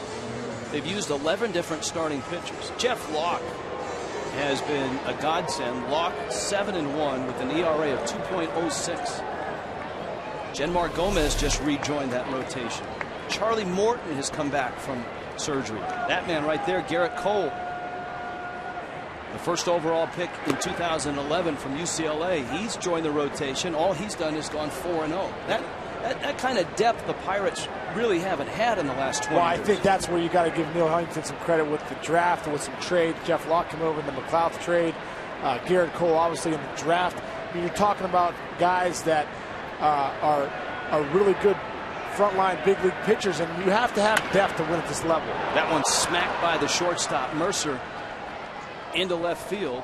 Aramis Ramirez with his 1st hit of the ball game. Well, the Brewers have had opportunities. They had the Gomez triple in the 4th. He was thrown out trying to score on the Lucroy ground ball. And here is Lucroy with runners at first and at second.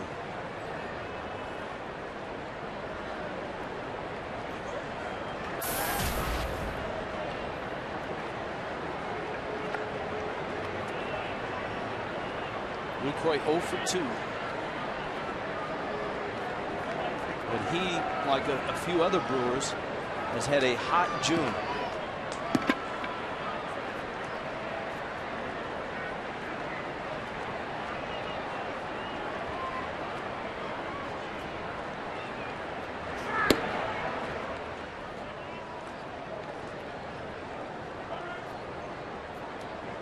Only Yadier Molina as a catcher has more, and it's just one more.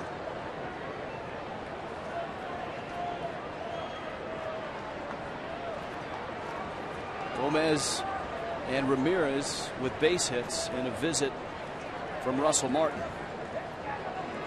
81 pitches right now for Francisco Liriano.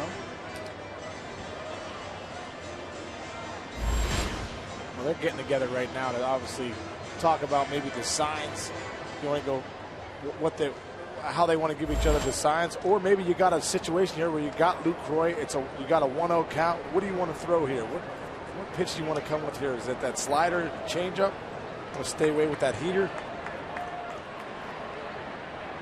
He's not Matt Holliday like, but Jonathan Lucroy has bounced into 10 double plays, and that leads the Brewers. Holliday is on pace to set a major league record for grounding into double plays. But the flip side of that is he's one of the best for the Cardinals with runners in scoring position. He either drives them in or doubles them up.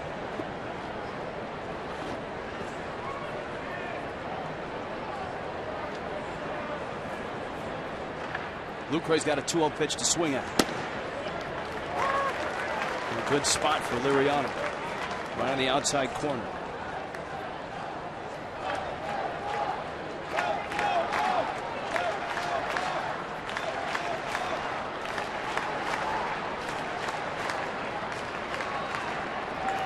Two and one to Milwaukee's catcher.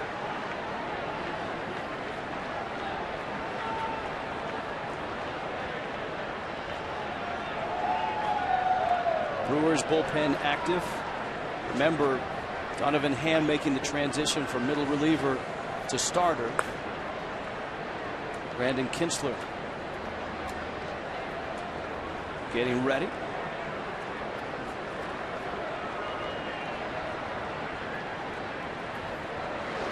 In the dirt. And there's Martin again.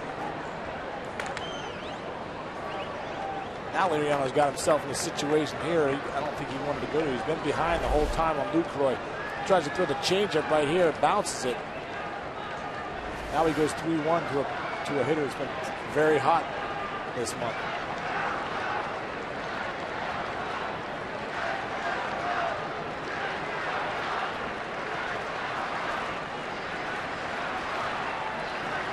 Yuniesky Betancourt is on deck. 3-1 coming. Driven to center field. McCutchen is there, and he makes the catch. And Liriano gets a big out. 2 outs here in the 6th. You go back and look at this pitch by pitch right here. Liriano tries to stay hard away. Fastball away to Lucroy. Tries to get him to chase. Comes back with a changeup away, but he's staying out there. Heater right here at the knees. Good pitch. Changeup kind of spikes in the ground, slips a little bit, but he does it. Stays away the hole at bat. And he gets Lucroy out in front, off the end, a fly ball to McCutchen. Nice pitch sequence right there by Francisco Liriano. Betancourt, who gets the start at first base with the lefty on the mound.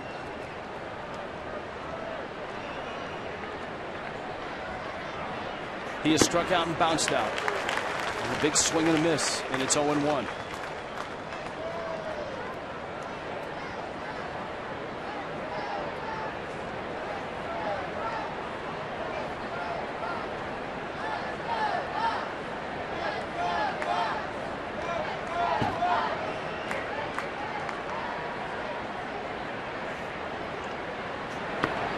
One in the dirt. For years, the Brewers have owned, and I mean owned, the Pirates in 5 seasons coming into this year. Milwaukee was 59-18 against Pittsburgh, and that's changed. Pittsburgh is 7-4 against the Brewers this season. And that's a big reason for the turnaround, is the Pirates playing better in their division. 22-13 against the Central.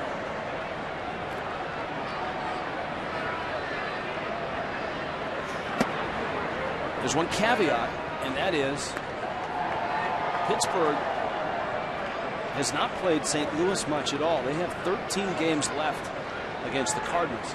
But you know what? If you ask Clint Hurdle, he'd probably say, well, they have got 13 games against us. I think that's that culture we talked about. Clint changed it to have these guys believe that they're winners. I'll tell you what, when you're going to go head-to-head against St. Louis, you got the great staff of the Pirates, the great bullpen of the Pirates, and you got a great staff and a great bullpen over there in St. Louis. The one thing might come down to hitting, and that offense out there in St. Louis is pretty impressive. Well, the Shark Tank, that's the bullpen of the Pirates.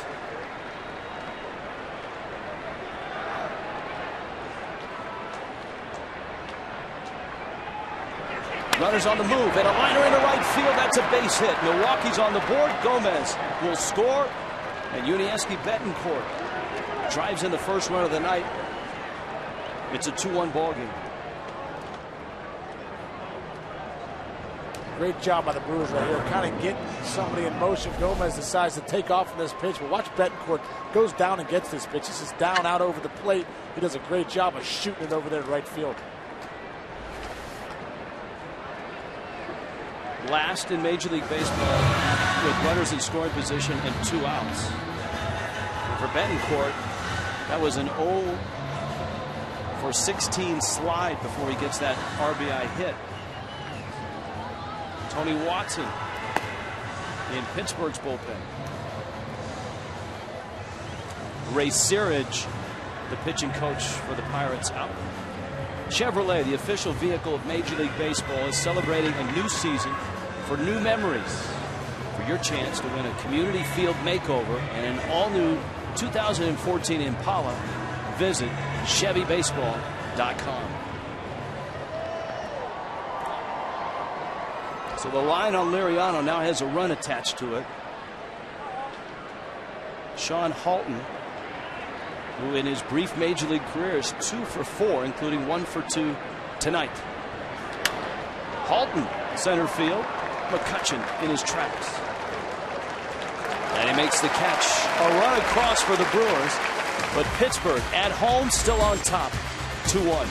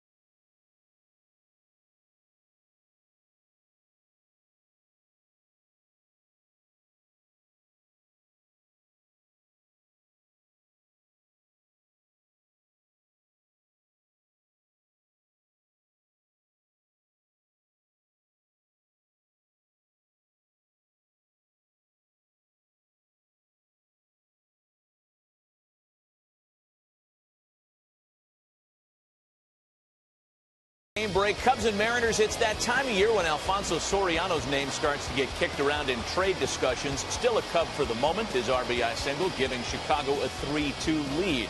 Reds and Rangers. Cincinnati scored for the first time since the 5th inning on Tuesday, and they're adding on. Xavier Paul with an RBI single has given Cincinnati a 4-3 lead. Reds started the day a season-high 4.5 out of first place in the NL Central. Let's send you back to Rich and Sean in Pittsburgh. Thank you, Matt. The team that the Reds are chasing has a 2-1 lead over the Brewers here. Francisco Liriano and the Pirates getting a couple of solo home runs. Pedro Alvarez and Garrett Jones. And that was against Donovan Hand. Brandon Kintzler comes out of the bullpen. Sean Casey, I think Ron Renneke has to be pretty pleased with another solid start from Donovan Hand. I know he only got 5 innings. But when you make that transition from reliever to starter, you can't just do it overnight. Oh, Donovan Hand did a great job out there today. It really was filling up the strike zone. Made maybe 2 mistakes. The one into Alvarez and the one down and into Garrett Jones that he hit the center field. But Ron Renneke is thrilled with the start that Donovan Hand gave him tonight. So he turns it over to Kintzler. And it's a bullpen game from here on out for the Brewers. Martin swings and misses. Russell Martin 1 for 2. Ron Renneke has really had to weather a lot of injuries, both in his starting rotation and certainly in the middle of his lineup. With Corey Hart out for the rest of the year. He'll undergo the same procedure on the healthy knee. And the thumb of Ryan Braun is still a work in progress, but the Brewers are hopeful that he has had some good days these last few days rehabbing. And the Brewers are hopeful that they're starting to turn a corner with the Braun injury, that right thumb. But Hart, I mean, here's a guy that had knee surgery coming into the season, was hopeful to come back maybe in late May. And then while rehabbing the one knee, he injures the other knee, the exact same injury. He'll have the exact same surgery. And the Brewers are hopeful that by spring training next year, he'll be ready to go. Must be so frustrating for Corey Hart, because as a player, you look at that timetable, you try and set goals. His goal was right after the All-Star break, he would be back and playing, and to hear that he's going to be out for the season, that's obviously a tough break for him, but also for this Brewers club. Here's McCutchen now, who was 0 for 2. Clint Hurdle told us tonight that Andrew McCutchen has been really the poster child, the guy that signed on and has led the charge since he first showed up. And McCutchen obviously has seen the lean years. And here's a guy that when he got here, the Pirates were really struggling. This is his 5th year as a Pirate. Remember, they lost 105 games in 2010. McCutchen, the shift is on, and he crosses it up.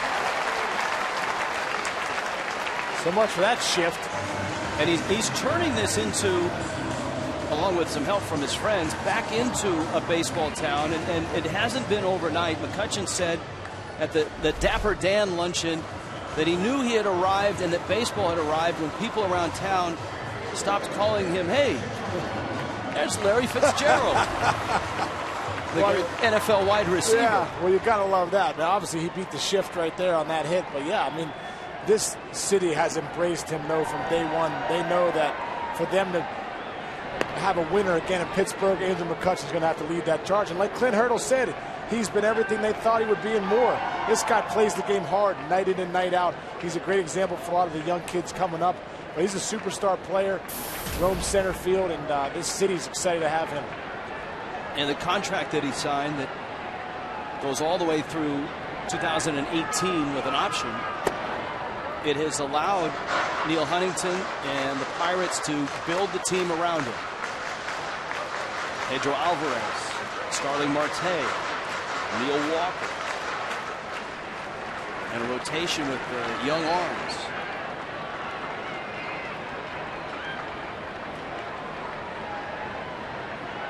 Jones hammered one into the bushes and straightaway center.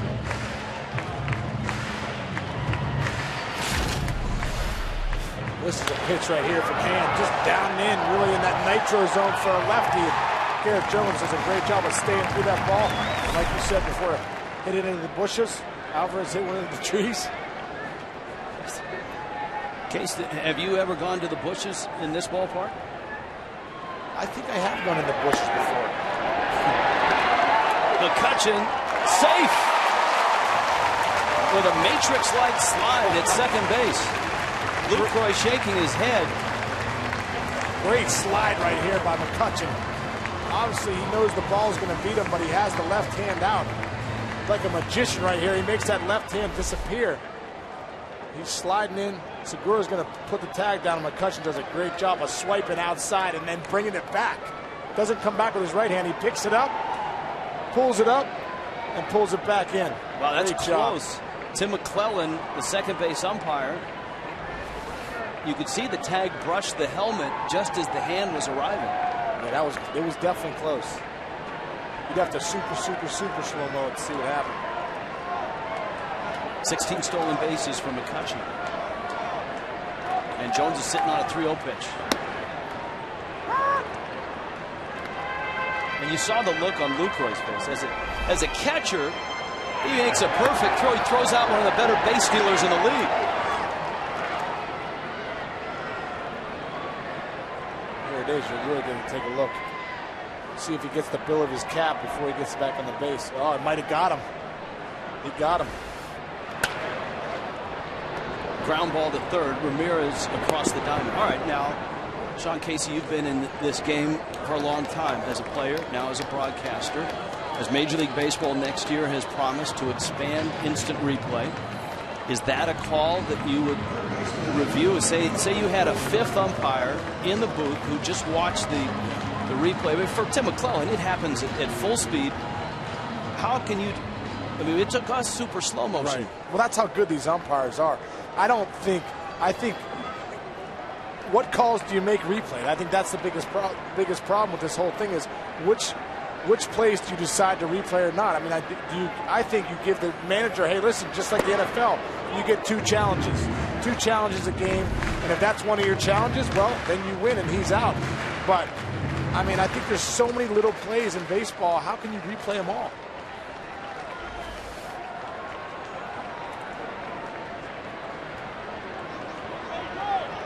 That was one of those that is so close that you might not have been able to overturn it. The breaking ball misses down low. Well, fair or foul on the foul lines. Right. Catch or trap in the outfield. Those are the obvious places where Major League Baseball, I suspect, will go first. What about all the plays at first base? I think that's what a lot of the fans and the managers get upset about in players with the out safe call. Well, you can't look at all those ones. Alvarez fouls it back. Pedro Alvarez hit another one in the river. This one didn't bounce. It kind of cut through the trees and then dribbled in. It was on its way, I think, into the river had it not hit those trees. Alvarez has hit a one-hopper into the river.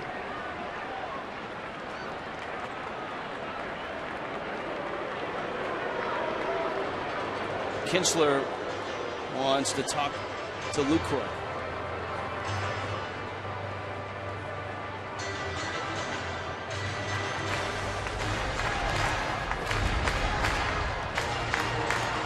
Andrew McCutchen at second. Pedro Alvarez, his 20th home run. Brandon Kinsler in front 1 and 2. And he stays away. Neil Walker is on deck.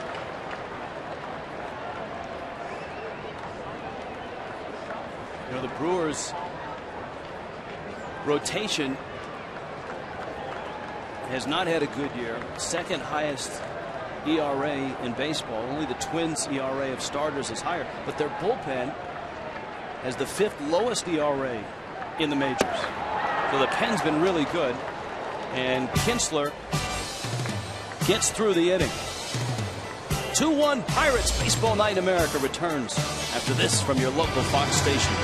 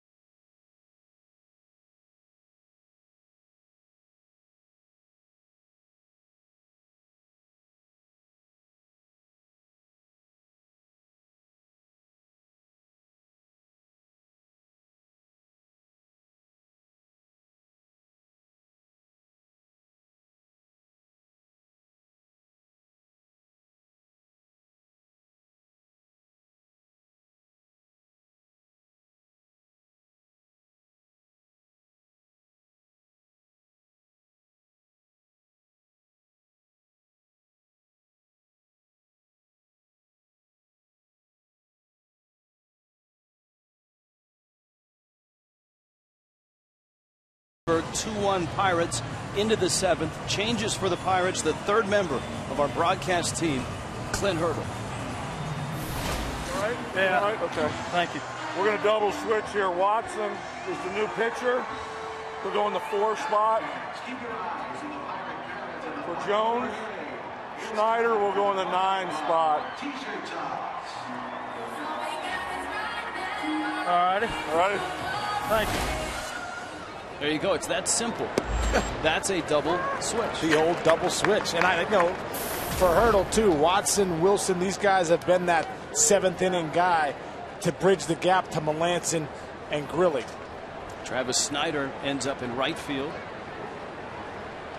Logan Schaefer is up, and he takes a fastball up. So if you're an American League manager and you're coming over to the National League for interleague play, you could use that as a primer on how to make the double switch. Well, that's what you love about the National League, is that you still have an opportunity to double switch. Watson out of the University of Nebraska. And he misses into Schaefer. Schaefer in the 8th spot. Haven't played in the American League and the National League as a bench player when you're coming off the bench. In the American League, if you're not playing that day with the DH, usually you're not playing if you're not in the lineup. National League, you got to be ready every night to get that double switch. Walker to his left, and he gets Schaefer. Nice night for Francisco Liriano. 6 innings, 7 hits, and a run. Liriano's ERA shrinks to 2.23. He struck out 6th and walked 1. Jeff Bianchi is up now for the Brewers. Bianchi out of Lancaster, Pennsylvania.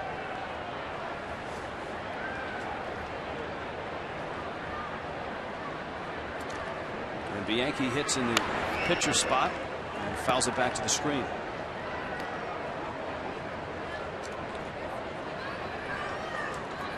The Brewers are going to have to make another pitching change. John Axford starts to loosen up. Brandon Kinsler handled the 6th. Ron Renicky trying to piece it together after a very nice 5-inning start from Donovan Hand. And in our visit with Renicky, he felt that once Hand gets stretched out and is able to go up to 100 pitches and you get 6-7 innings, and he'll have a nice nice complement to that rotation, another addition. Just saw Axford. Well, you saw Hand tonight too. I think he did a great job with the sinker at anywhere from 90 to 92. And that curveball, that big 12-6 curveball, was 67 miles an hour. That's a 25-mile-per-hour difference. You're going to have a lot of success at the big league level if he keeps doing that. 1-2. Jam shot and a pop-up. And Mercer takes care of it. Our Fox Sports 1 fan cam catching fans here in Pittsburgh. Excited about Fox Sports 1, America's new sports network. Coming this August. You heard the magic word there, Sean Casey. Making the playoffs. Oh, they feel playoff fever around here in Pittsburgh. Well, they're begging for it. They felt it the first parts of the last 2 seasons. But the second half has not been kind for the Pirates, both last year and in 2011. Here's Weeks. Takes a strike. I think the one relevance, though, in the last couple of years is the Pirates have been relevant in September these last 2 years, which they haven't been in a long, long time. So you're starting to see the tides turn here in Pittsburgh with Pirate baseball.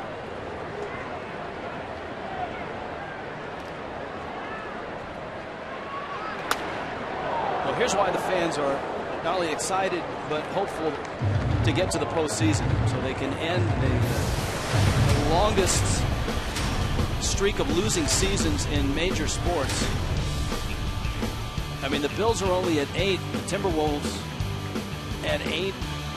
Ricky Rubio making a cameo appearance on the telecast. Of course, the Pirates at 20 season.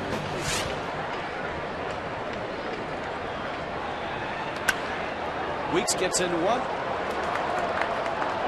Mercer with his back to the infield, and it's Marte who comes charging in at the last minute to make the catch. Nice inning from Tony Watson.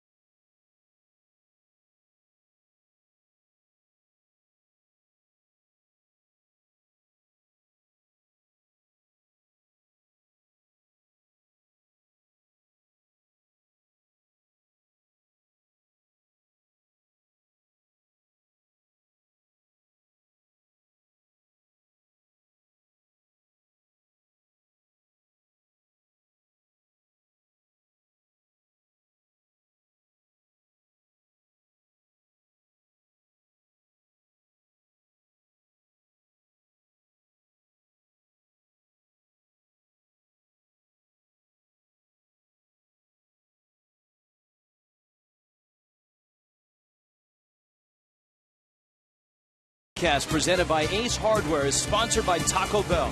Sometimes you gotta live Mas. And by Chevrolet. Find new roads. Our Fox Sports 1 game summary. Sean Casey, another nice start from Francisco Liriano, and a couple of long balls for the Pirates. Well, that's been the difference. Liriano came out really doing a great job with that fastball, putting people away with the slider and the changeup.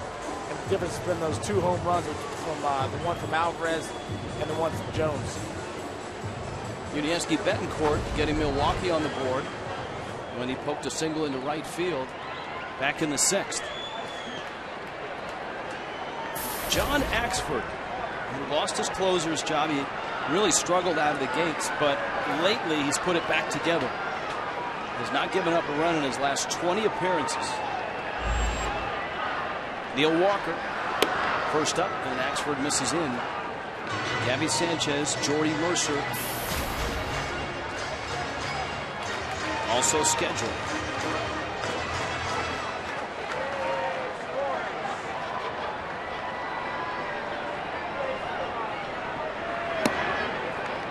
And Axford misses down low. The Brewers actually have 3 guys in their bullpen who can close games. Axford has done it, and at times he's done it well.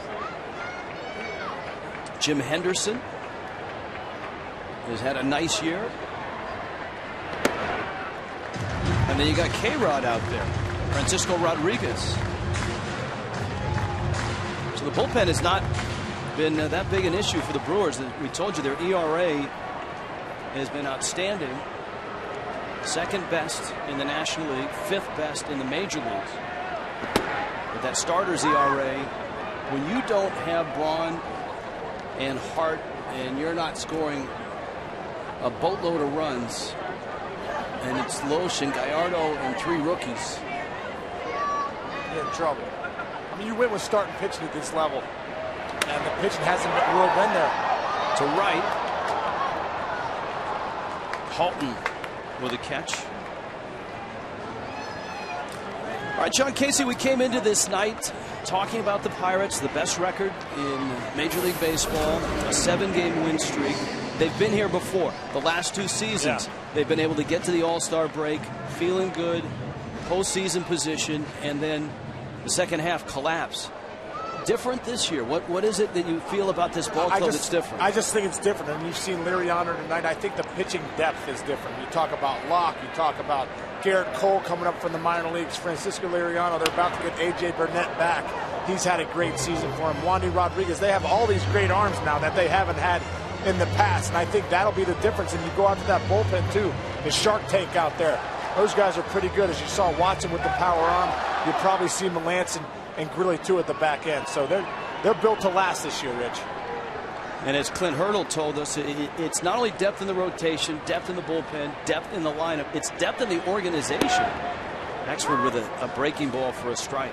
Well, Neil Huntington's done a great job, and his staff, his scouts, Greg Smith, those guys have done a great job, Clint Hurdle, of drafting well, of making some great trades, and signing some great free agents. And, you know, they're piecing together a pretty good team. And quite honestly, part of the 20 years of not getting to the postseason, there was a time when the Pirates had awful success in the draft. They didn't always draft the best player available. They drafted players they felt they could sign. That really changed when Huntington got here.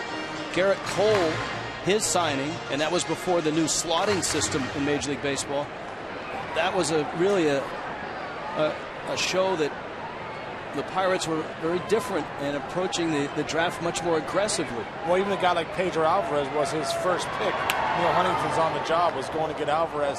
They had to pay him a hefty signing bonus. But I think they started to realize that if you're going to win, you're going to win through the draft of getting that minor league farm system up. And you're starting to see it in the big league level now with guys like Wilson and Watson and Garrett Cole.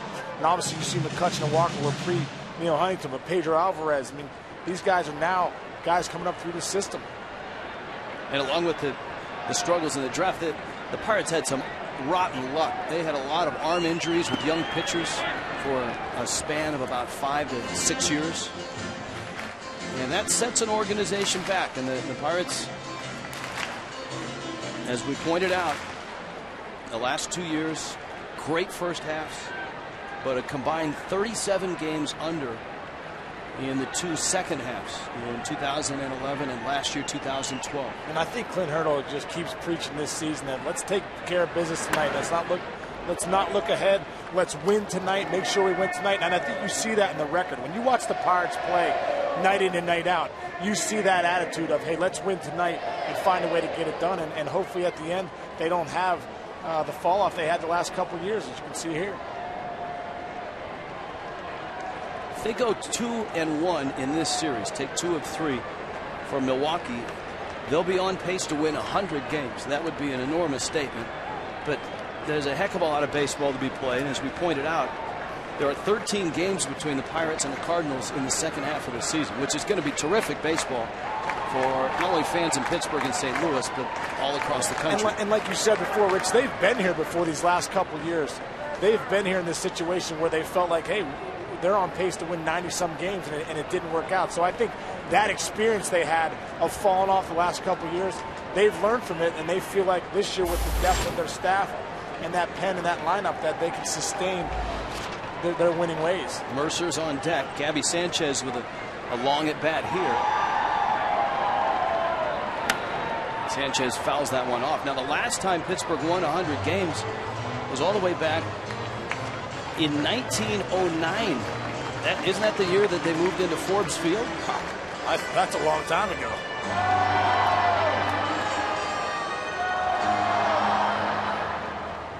You're looking at the future right there of the Pirates. And Alvarez. And a proud legacy.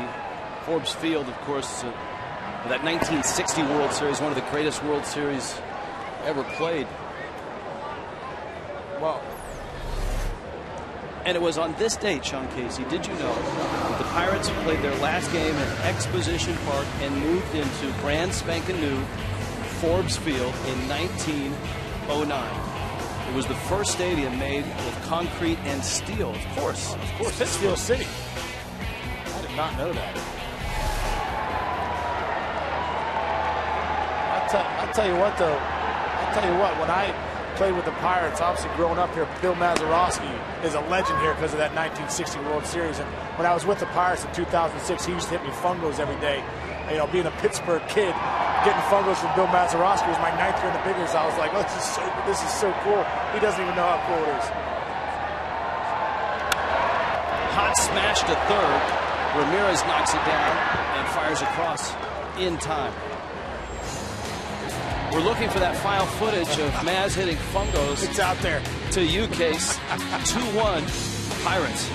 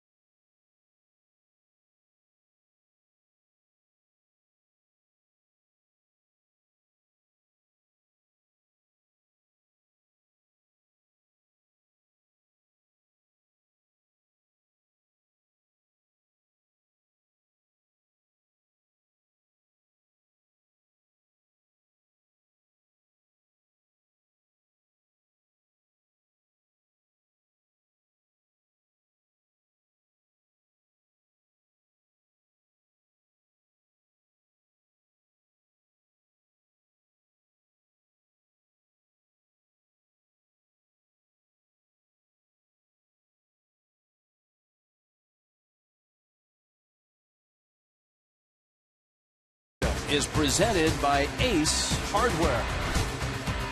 And tonight we're in Pittsburgh, where the Pirates have a 1-run lead going into the 8th inning against the Milwaukee Brewers. Rich Waltz along with Sean Casey. And one of the unsung heroes of this Pirate team, Mark Malanson. Look at his numbers. He gets the 8th inning. And he has been spectacular for the Pirates. You know, he has been unbelievable. You talk about maybe the best 1-2 punch in the game of Malanson and Grilli, 8-9. But Mark Melanson's really lived up to the billing when everyone thought he was going to be a great closer in this game. You know, Ray Sears told him at spring training, we want action on the first 3 pitches. And he's really lived up to that bill and filling in that strike zone. Well, and here's what has happened this year with the Pirates. Grilli certainly has stolen the headlines, so to speak, as far as all the saves and the success. But it's Malanson who ends up facing Segura, Gomez, and Ramirez here in the 8th. Yeah, he's faced more middle-of-the-order guys all year long than Grilli has. So, I mean, how important has Malanson been bridging the gap to get to Grilli? Well, if anybody knows that, it's Grilli, because that was Grilli's job last year. Right. So he appreciates it. 0-2.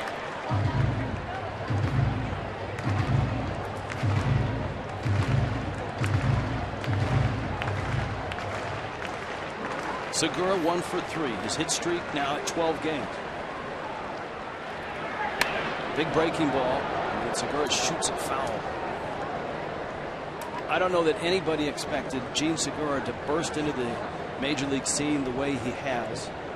Segura part of the trade, and the Brewers sent Zach Greinke to the Angels. I'm sure the Angels look at the box scores every morning. They probably see Patrick Corbin as well. Corbin was in the Dan Herron trade, and he's had a terrific year for Arizona. Segura strikes out. Let's go to Matt Vasgersian in the MLB Network studios for a game break. Matty? Rich, how about a 2-home run, 5 RBI night for Chris Davis? His 30th of the year makes it 11-2 Baltimore. The last time a player had at least 30 dingers this early in the season, Barry Bonds and Luis Gonzalez in 2001. Even Casey was still playing then. Ropes. Back to you guys. That is amazing, man. Chris Davis, good for him. 30 home runs. I mean, and you see how easy, just easy pop. Keeps his weight back, fires his hands, and he's crushing balls this season. That is incredible. Here is Gomez. He's got a very good hitting coach in Baltimore that nobody talks enough about, and that's Jim Presley, who has done a wonderful job with the Baltimore hitters under Buck Showalter. He worked with Showalter in Arizona, and they were reunited in Baltimore. Gomez, a couple hits. One of the big moments in this ball game was back in the 4th, and it's the difference in the game right now. Gomez had a leadoff triple in the 4th. For Gomez, his major league leading 9th, but he got cut down at the plate by Neil Walker when he tried to score on a 1-out ground ball up the middle. They did a great job. They played obviously the infield in. Walker does a great job at getting to that ball and making that play on Gomez going on contact. And obviously he has a ton of speed. Malanson, 1-2. In the dirt. There have been a couple plays at the plate in this one. That one was bang, bang. Now, the first one was Francisco Liriano, who had no idea what he was doing at third. He just didn't run. I didn't know. I don't know what he was doing there. He was supposed to go on contact, but Walker does a great job here at getting his ball.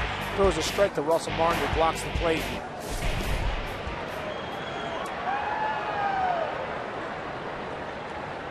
Gomez scored the run in the 6th on the Betancourt single, and that's it for the Brewers. Liriano, in that sequence, tried a sacrifice bunt. He was unsuccessful. He ended up at first. He stumbled and bumbled around second on a ball in the left field corner that could have been a triple. He only got as far as third, and then he trying to score his first big league run. Wasn't sure what to do. with the infield in and runners at second and third. Weeks made that terrific play. 2-1 here in the top of the 8th. The 5th consecutive sellout, the first time in this ballpark. The Pirates have had 5 consecutive sellouts. Big breaking ball, but it gets away, and Martin sees it roll back to the screen. Gomez is aboard. Malanson is struck out 2, but the Brewers have a runner at first. Well, you're not going to see that a lot. That's a tough ball to block. That ball bounces pretty early. It takes and rides up on Russell Martin. Usually you want to soften your body and keep it in front of you. But he's the best in the business at it. But it almost hits the plate, looks like, and kicks over his shoulder.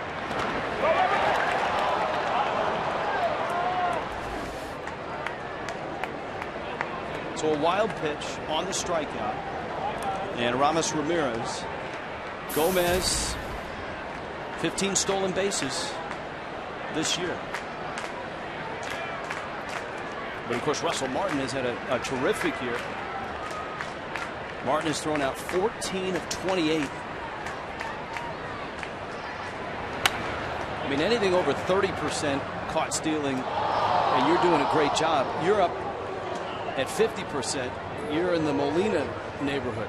Well, that's what exactly. And he's pretty in that neighborhood's pretty good. This is where they scuffled a lot last year, though, was runners stealing on them and holding runners at first base. And since Russell Martin's come, it's really changed everything. Interesting to see if Gomez takes off running right here, trying to get in scoring position.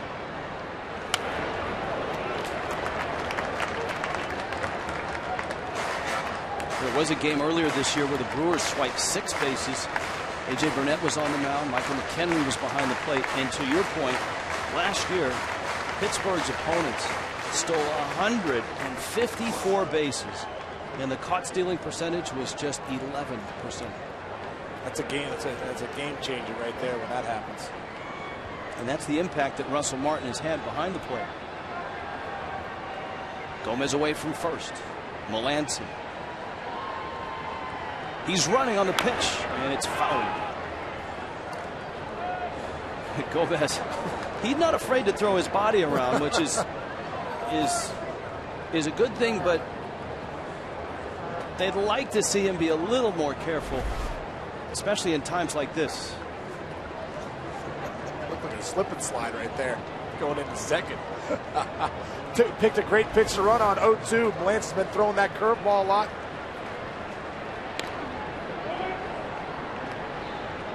We'll see if he tries to swipe it again right here, 0-2.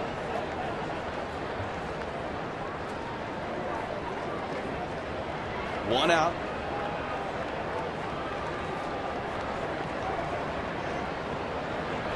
Another move over.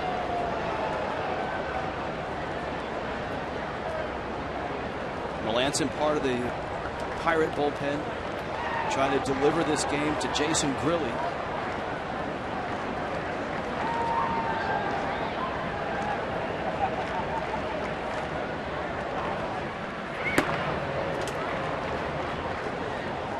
One and two. Ramos Ramirez in his long big league career. You see Lucroy on deck. Ramirez has been a prolific run producer. 105 driven in last year. 7 seasons of over 100 RBIs. Snap throw to first.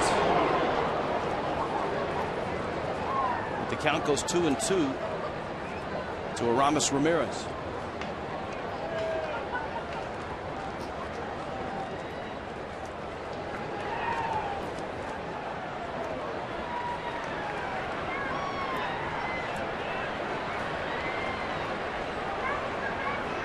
Gomez has only been caught 3 times.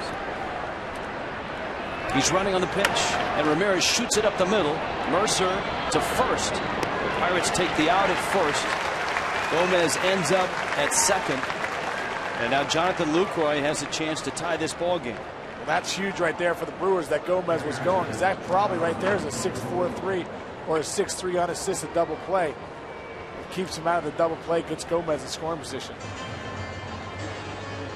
So Lucroy has been up there twice with runners in scoring position. He hit the ball that Walker snared on the play at the plate to get Gomez, and he flied to center with runners first and second in the 6th inning. Mark Malanson trying to hold this lead.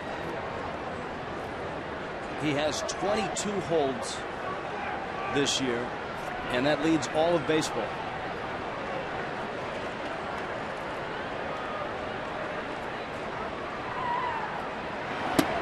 And that's been a familiar theme for the Pirates. Malanson holds it, Grilli saves it.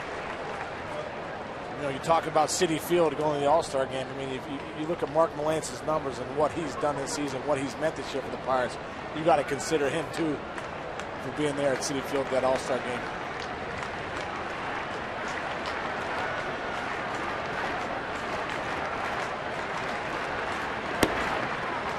Malanson misses out.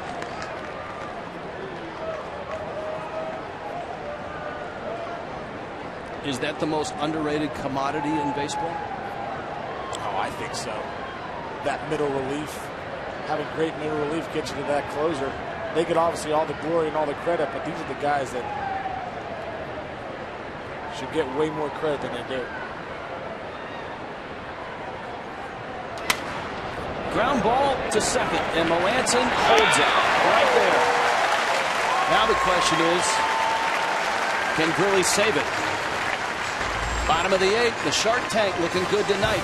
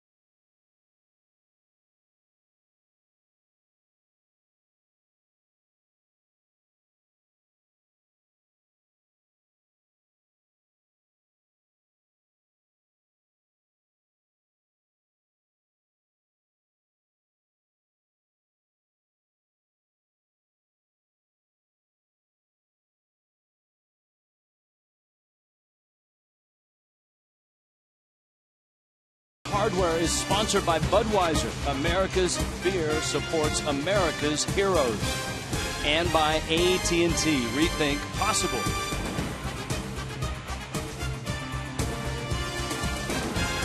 Go to MLBFanCave.com and pledge your National League or American League allegiance. Don't miss the action.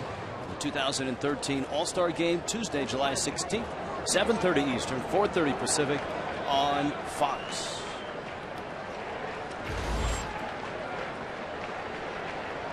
Right-hander Jim Henderson in for the Brewers. And a first pitch swing. Travis Snyder into right field. Gomez is there and he makes the catch.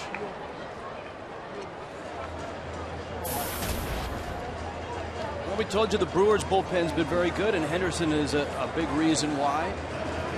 Originally a draft pick of the Montreal Expos back in 2003, the Canadian has had quite a route to get to the Brewers.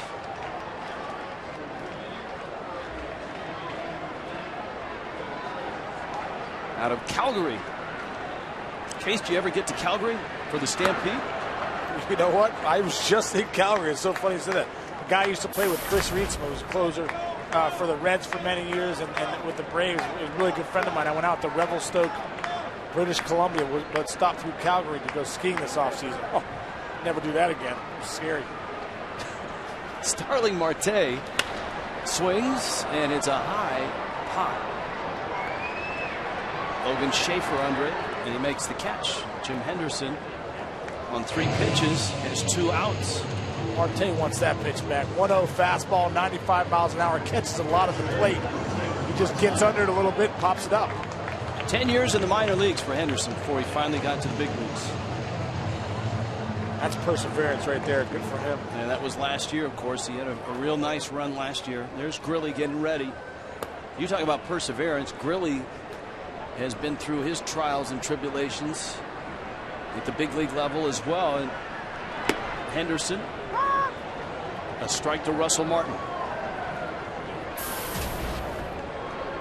Martin a single in 3 trips. The Pirates trying to win their 8th straight and go to 50 and 30 and keep a game's distance between themselves and St. Louis. The Cardinals beat Oakland 7-1.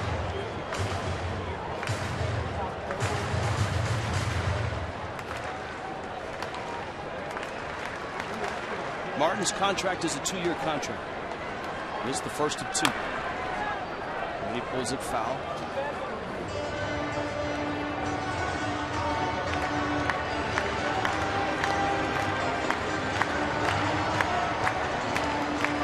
And as we've said, in Clint Hurdle's words, he's made an immense impact behind the plate. Blocking balls, throwing out runners, and settling down young pitchers, guys that have had to come in and fill in for A.J. Burnett, fill in for Wandy Rodriguez. Well, his presence, he runs the staff, obviously. They love pitching to him. But obviously, defensively, he's controlled that running game. But he's had a pretty good year offensively, too. He's had some big hits for the Pirates in the first half. Clint Hurdle calls him the ultimate competitor. Game on the line. He's had some nice shots out there. So this has been a great sign for the Pirates. Breaking ball misses in. Well, as well, with Russell Martin, you've got a guy who, with the Dodgers and the Yankees, has been to the postseason a lot. 5 trips to the postseason for Russell Martin. And obviously, if you're trying to turn a franchise into a winning franchise, and you can put a guy like that behind the plate and in your lineup, that's a nice start. Jason Grilli trying to close it out. The Pirates trying to win their 8th straight, a 2-1 lead. You're watching Baseball Night in America, presented by Ace Hardware.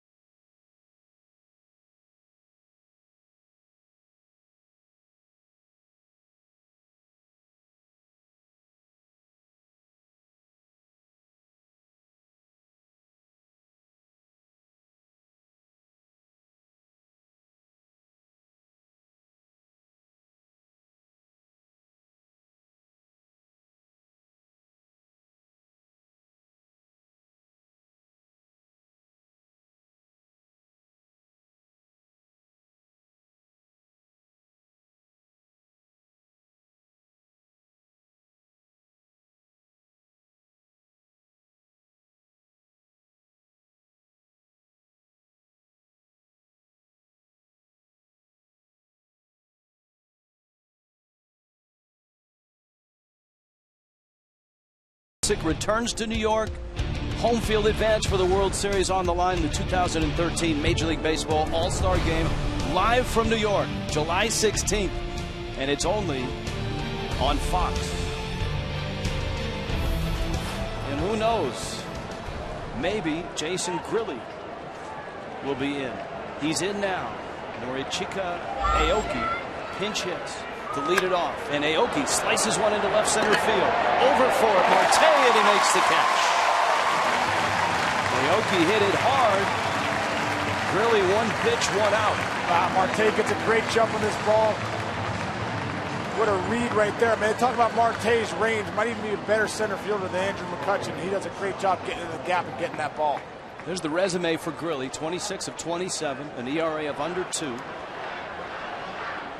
And really a guy that 3-4 years ago, if you were to say he'd be one of the premier closers in the National League, you get a lot of people shaking their heads. Well, you know one thing with Grilli, I played 2 years with him in Detroit. This is a guy that always wanted an opportunity to be able to close or maybe start in the big leagues. It never happened, but he finally gets a chance here in Pittsburgh. Obviously, with hand going on to Boston, he gets a chance to close, and man, he's really made the most of that opportunity. His third year with the Pirates, always very good in a setup role. But in 10 Major League seasons coming in, 330 appearances, he had just 5 saves. Ground ball up the middle. Walker, backhand, plants. Got him. Halton is out number 2. Great play by Walker right there. They had Halton shifted a little bit up the middle. That's why Walker's able to get to that ball. But you know, you see Grilli just pounding the strike zone, trying to get some action. Walker makes a nice play up the middle.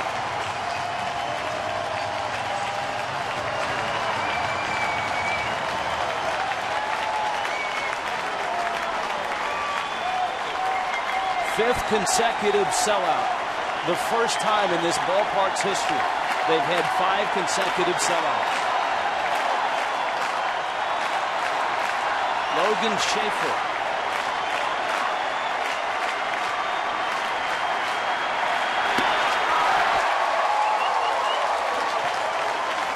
Seven consecutive wins. The best record in baseball.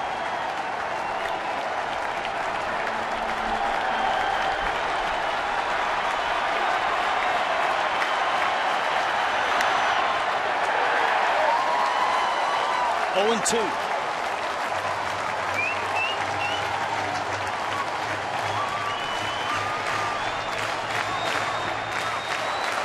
On a gorgeous summer night in Pittsburgh, the Pirates are looking for win number 50.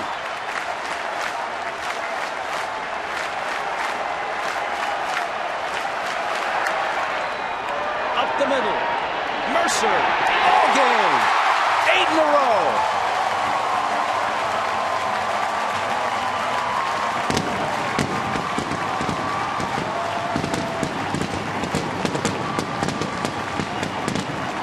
First in Major League Baseball to 50 wins since that magical ride in 1960.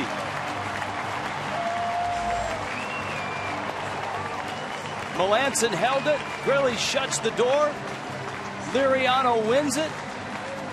And the Pirates have taken 2 in a row from the Milwaukee Brewers. And they did it with the long ball. Pedro Alvarez, our Burger King play of the game, brought to you by Burger King, where taste is king. 445 feet until it hit the tree, and then it rolled in the Allegheny. Garrett Jones would follow with a solo shot, and the Pirates have won it. MLB Network Studios coming up 2-1. The Pirates beat the Brewers 8 in a row for Pittsburgh.